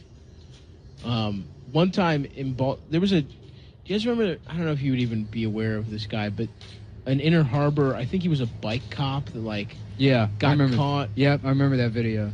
What did he do exactly? He was like hassling some like skateboarder it was or like, whatever. Yeah. Was he a black skateboarder? I don't think so. I think it was a white kid. Well, either way, that guy who like, you're right. He like broke the skateboard. He like hit the kid or some shit. Anyway, that guy... Because before it was videos of cops shooting black people, because black people didn't have cameras. Right. Yeah. Mm-hmm. So it's like, if you go back 15 years, the only people that had cameras were like people that thought they were going to be Tony Hawk. So it was all white kids that were like, fuck the cops, hassling us. And it's like, no, you're destroying that Indian family's flower bed with your grinding videos. They called the police. You're literally breaking the law. Yeah. Skateboarding is not a crime. Yeah. But so that guy was, you know, I guess he learned his lesson, and there's no video proof of him being racist, but my little brother got into trouble, and they arrested all his black friends, and he just took my brother home. It was like... For what? They were just same like, cop? Yeah, they were just like... Oh, Jesus Christ. And George kept trying to be like, it was... Oh, I should have said his name, whatever. I mean, he's fine. My brother was just like, nah, dude, it was me. It was all me, because he knew he would get away with it. Yeah. And they was just like, he like insisted on like, on like fucking tagging up his black friends. But anyway, I guess salute to racism in that one specific... Salute to racism. In that one specific incident and never again. When I got punched a couple of weeks ago, they asked me if I wanted to go to Coney Island to look at pictures of black people. Yeah. Binders full of random black guys. Yeah, which means they just have an assortment of pictures of schizophrenic people. I think he deserved that punch. Yeah, me too. Shut up, Nick. You're probably laughing at him and taking a video of him. I was walking. You're like, look at this retarded black guy. Let's all laugh at him. He was potentially retarded. Hey, everybody. It's that boy who laughs at everyone. Let's laugh at him. That's what happened to you. Is Nelson being paraded around by that very tall man. No, that's not true. And when it happened... Hey, everybody. It's that boy who laughs at everyone. That's you being punched. No, that's not true. And when it happened, Nick wanted to come immediately, and he said that no one hits his wife. So no one hits his girl. It was very. The one who puts a fucking I mean, fist fuck to that your shit, lips, dude. If somebody fucking like punched you in the face and I was standing right next to you, I wouldn't just be like, "Oh wow." Yeah, you gotta punch that guy. I would not. Yes, I would not. He was on the other side of a railing. I was very confused, but whatever. He rappelled down. Honestly, it just felt like I hit my head on something really hard because I like didn't see someone. That's what happened. Adam slipped and hit his head. He made up this story about a guy punching him. Man punched me. Schizophrenic black man. Adam passed by a bank and they had a poster with pictures of giant coins on it, and he smashed his face into the start glass. with the coins now. Don't start with the coins now. Dash like, why are you late? You were supposed to pick me up a half hour ago. He's like, there's been an attack. A black man assaulted me. I just punched myself in the face because I was late to rub Dasha's feet. Fuck. Yeah, I can't wait to do that for the I can't wait. Listen, I'm gonna get jacked and I'm gonna become a fucking... Adam's getting married. Oh yeah. Yeah, I'm getting married. I can't wait for the wedding, man. The whole subreddit's invited. They're gonna show up. You know? Yeah, I'm not gonna tell them where it is. Oh, they're doing it in Vegas. And you know what you should do is you should do it at the Mandalay Bay Resort. We made that joke. You should do it outside of the Mandalay Bay, and I'll check in the room 37. Yeah. That's the way we get. That's what we do to the subreddit. We're like, everyone is the Mandalay Bay, and we're just in that room sniping all those assholes. We kill them. That big nerd from New Zealand. Okay. I guess I'll die. Oh God. I guess maybe I'll die. That guy was fucking. I want a fucking gun turret, dude, just to mow. Anyone who has ever said anything negative about me or my boys, you're getting a fucking lip full of lead, pal. Mm-hmm. So yeah, that's where it'll be, guys. So we can't wait to see you there. Yeah, I can't wait to see you all there. I'm sure wear your finest tuxedo. Yeah, I'm sure you guys are gonna get out of the house and come on down. Yeah, dude, I can't wait. I'm gonna dress like Joe Pesci in Casino. And I'm gonna get like a fucking. Yeah, we're gonna do a casino theme, which means that I can't wait to not buy you a gift because I paid for the plane ticket. Shut the fuck up. Josh is gonna call her pimp crying in the middle, like right after the ceremony. James Woods. Say, don't worry, you gotta just see this out, okay? He's gonna protect you. Don't worry. Don't worry. Can you write a check real quick? I would love that if we just had her former Korean pimp from the karaoke. Yeah, this is all a giant long con from the owner of an illegal semi-prostitution karaoke bar. No, she just had to sing for him. Yeah. She didn't have almost to. worse. It is. She didn't have to, but demeaning. she did. Yeah, that's some Slumdog Millionaire it's the job. shit. It was the job. She had to sing for Armenian and Korean and Chinese men. Do they have a gay version of that? I'll do that shit. A gay hosting? They did in Tokyo. They had host clubs. But it was all Korean dudes with hella plastic surgery. Right. Yeah. No, I need a plus-size gay No, they didn't host have bar. that. They didn't have that. Well, we got to start it, and I got to make a fortune.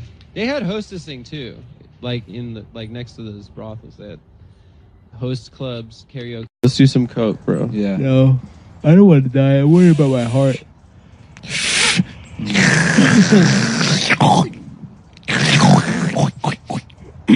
Damn, that was Damn, good I'm coke. yipped up. Ah! It's so funny that they almost made vaping illegal. Are they not going to anymore? Nah, they figured out what it was. What was it? It's I don't know, some shit. Nice. So now it's not illegal anymore. Are you happy, Adam? No. Now we gotta figure out if Joe Biden should go to jail in Ukraine. Or Yeah, what the fuck is going on? In Ukraine. I don't know. Who gives a shit? Everything is gay. I know. It's like there's no point in paying attention. It doesn't matter. Joe Biden's son, the one that got him in trouble, Hunter, is pretty tight though. He's the one that fucked his brother. Yeah, he likes smoking crack and fucking his brother's wife. Yeah, he has gay sex. He's cool. That rules, dude. Yeah. That guy should be friends with Ian. Delaware, dude. Mm-hmm. That's the Delaware. Yeah, they make them different down there. Delaware boys different. Yeah, Delaware sucks. Oh, it's gay as hell. They Dude. don't have taxes. That's true. They don't have sales tax. Mm-hmm. They still have income tax. Why do corporations say that they're Delaware corporations? Because they don't have sales tax. So But why is that? Why is that? I'm pretty sure when I worked at like a big company that was not something that sold goods, they were like, it said a Delaware corporation. I think it's corporate tax. I don't fucking know. I don't. Who cares? They Who cares? incorporated Delaware for some tax benefit. Gives a shit? Yeah, they do but have there's no Rehoboth sales tax. Beach. They This is a business podcast, dude. They have Rehoboth Beach, dude. Yeah, they have a gay beach. I'm trying to go down there. Yeah, it's Yeah. too late. All the gay guys are home. I'm trying to go up to New England now that it's the end That's of true. summer. I'm trying Cabin? to eat chowder. I'm going to go up to New England and eat chowder and eat peanuts in a bar. And then drive back home Yeah. just for a meal. Yeah, just go up there. I'm here for the chowder and the peanuts. I don't fuck with peanuts in a bar, dude. Really? I love that shit. I love going to Five Guys and just eating the peanuts and leaving. I like that Five Guys, like people with peanut allergies can't even walk in. Yeah, they're like, fuck you. Do you remember when there was like a restaurant, like when restaurants would have peanuts all over the ground, and it'd be like Texas style or something? Yeah, no, I said the first time I ever went to a bar that had free peanuts, you could do that. And then when I went to Five Guys and I had the peanuts, and I was just spitting fucking on the ground peanut shells all over the ground. My friend was with me. He's like, "What the fuck are you doing, man?" I'm like, "What? That's how you do it." Oh, fuck, dude. Yeah. My fucking legs are sore from all these squats, dude. You're doing squats? I'm trying to get big ass cheeks. Why are you doing squats and where? To be strong, dude. At Matrix. In the Matrix. Your gym is called the Matrix? The Matrix. Sick. It's Keanu Reeves themed. Ooh, my man's getting his second diet soda. Yeah, maybe. I'm about to do the Pepsi challenge. That's where you drink 35 Pepsis in one sitting. And if you drink all of them, you get to replace Godfrey at the cellar. That's all. Oh, they take his fuck. job away from him. They give it to me. Is that why he's so yipped? I don't know. I think wasn't he? He was the 7-Up guy, right? Yep. Yeah, it was Orlando Jones, and then Godfrey. It was Orlando Bloom. Yeah. He was on Mad TV. Yours. Huh? Orlando Jones was a Mad TV cast member for a while. Of course, Good dude. job, dude. Of course. Shut up. Shut up. You know that's how I There sneeze. must be a girl. It's the cat, There must man. be a girl. It's not a girl, it's a cat. It must be girls' vaginas Mhm. juices in the No, air. it's not. That's not what happens to me. Yeah, I around think that's girls. what happens. She's laughing like an entire elementary school of Japanese girls. Or sneezing, rather, not laughing. A whole third grade class of Japanese girls just sneezed all at once. That's what your sneezes sound like. It's what your sneezes sound like. When's the fucking Joker coming out, dude? I'm trying to see that shit, dude. The Joker? Mm-hmm. I don't. You should go to the theater in the outfit and the makeup. Yes. A morbidly obese Joker. A regular obese Joker. A big ball right around. First of all, I'd be wearing a wig. Yeah, the green wig. I would need a wig. No wig. Purple suit. Just fat as shit with the fucking makeup on. And sweatpants. Why did they let Steve Harvey play the Joker? He's already got the purple suit. Black Joker? Yeah. Black Joker. And he keeps calling himself Blackula. Steve, that's not the character. I would love a Steve Harvey. What's the ideal role for Steve Harvey, dude? If you could pick him, I think it's Steve Harvey. That's true. But in like a movie, That's who would you why- replace? That's why he had the Steve Harvey show and he still played Steve Harvey. Where he was a teacher. That's true, but his name was Steve Harvey. Yeah. Mr. Harvey. Oh, wait, was it Harvey? It was Steve Harvey. It was Mr. Hightower. Mr. Hightower, that's it. And then Cedric was Cedric the teacher. That's right. Cedric the teacher-tainer. The edutainer. The edutainer. Every episode of that show, it's just Steve and Cedric pointing to their temple real quick and saying things back and forth. Yeah, it's because really what you got to do is educate. Mm-hmm. You got to edutain the minds. And then there's like one white guy on the show, but he was retarded because he got shot in the head. Bullet head. Yeah. That's right, of course. Yeah. Damn, I want to watch Steve Harvey. You never show. saw the Steve Harvey show? I've seen it, yeah, but I want to watch it That again. was what I went to bed to, dude. Yeah. That and the Jamie Foxx show. Mm-hmm. That was a good one. That was a good one. The chick on that show was really hot. Fancy. Yeah, Yeah. I fucked her. You didn't fuck her, dude. Yes, I did. No, you did. Yeah, I'd fancy a shag with Mhm. Miss Vagina. With Miss What's her name? Mm-hmm. What was the guy's name? Brixton or Bruxton? Yeah, the guy was just gay. Yeah. Just tall Carlton, but gayer. Yeah. The character's name should have been Gay Carlton. Gay Carlton. Yeah. Yeah. The hottest though was what I jacked off to quite the most of all of that era's UPN programming was Girlfriends. Oh, you just jacked off to all the girlfriends? I would she would get in the mix every once in a while. She was not my go-to. She's the one whose kind of eyes pop out of her The head. hottest one left the show and didn't come back. She She's like quit. She was one of those people that like quit acting to be Christian or something. Oh, that sucks. The dark one with the big tits. Oh yeah, she ruled. She didn't quit the show. She was on for a while. She left after one of the seasons. No. Yeah. Really? Yeah. I like the one that was kind of like a fake. Who, Monique? No. Who's like a fake. What's her face like? But one of the problems you had watching the show is hard to get your dick hard. For me? For everybody. Are we about to do an ad? Now that you mention it. Oh. It was hard to get your dick hard unless you took Blue Chew pills. That's right. Except I mean, yeah, it was hard. I like the one that was kind of like a fake Lisa Bonet. She was hot as shit, too. Yeah. It's like Morpheus being like, you take the blue pill and your dick gets hard and you don't get to see the Matrix. But that would be a better choice. Because there's not really anything on the table. It's like you take the blue pill, you wake up tomorrow and the dream ends. But you know there's a Matrix? So does it wipe his memory? I don't know what the fuck. No, they probably wipe his memory. Yeah. I would guess. Or you just think it's a dream. I can't even wipe my own ass. I never even finished wiping my ass. How are you gonna you wipe my memory? That's so true. That's true. Well, they wipe your ass for you. They're saying here my client molested this child and then her memory was wiped. Mm-hmm. I can't even wipe my own ass. Wait, what is the situation where that is what he's arguing against? I can't even wipe my own ass. Wait, his client molested the kid, but her memory was wiped, and then he's arguing against the idea of a memory wipe? I can't even wipe my own ass. And you're gonna tell me that this little girl had her memory wiped? I do not believe it. Not for a single day of the good Lord's Christmas will I believe that this child had her memory wiped. I'll pull down my pants and show you the shit smeared up all the way to the top of my ass crack right now.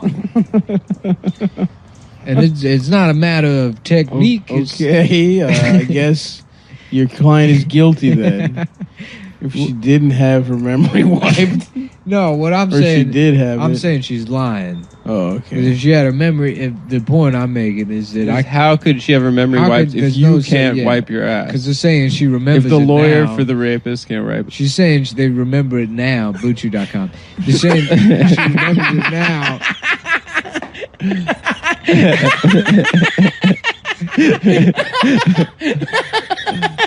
They say she remembers it now, but she did it before because her memory was wiped. And what's crazy is he is probably like, what does a memory wipe even mean? Yeah, they say that she took a blue pill. Morpheus, my client Morpheus, gave her a Blue Chew pill, which wiped her memory. I'll have you know that Blue Chew is actually a dick pill. It's the best in the business. I take it myself. As a man that experiences an inability to fully wipe his own ass, it's often hard for me to get erect when a woman is recoiling from the smell of my booty cheeks covered in shit.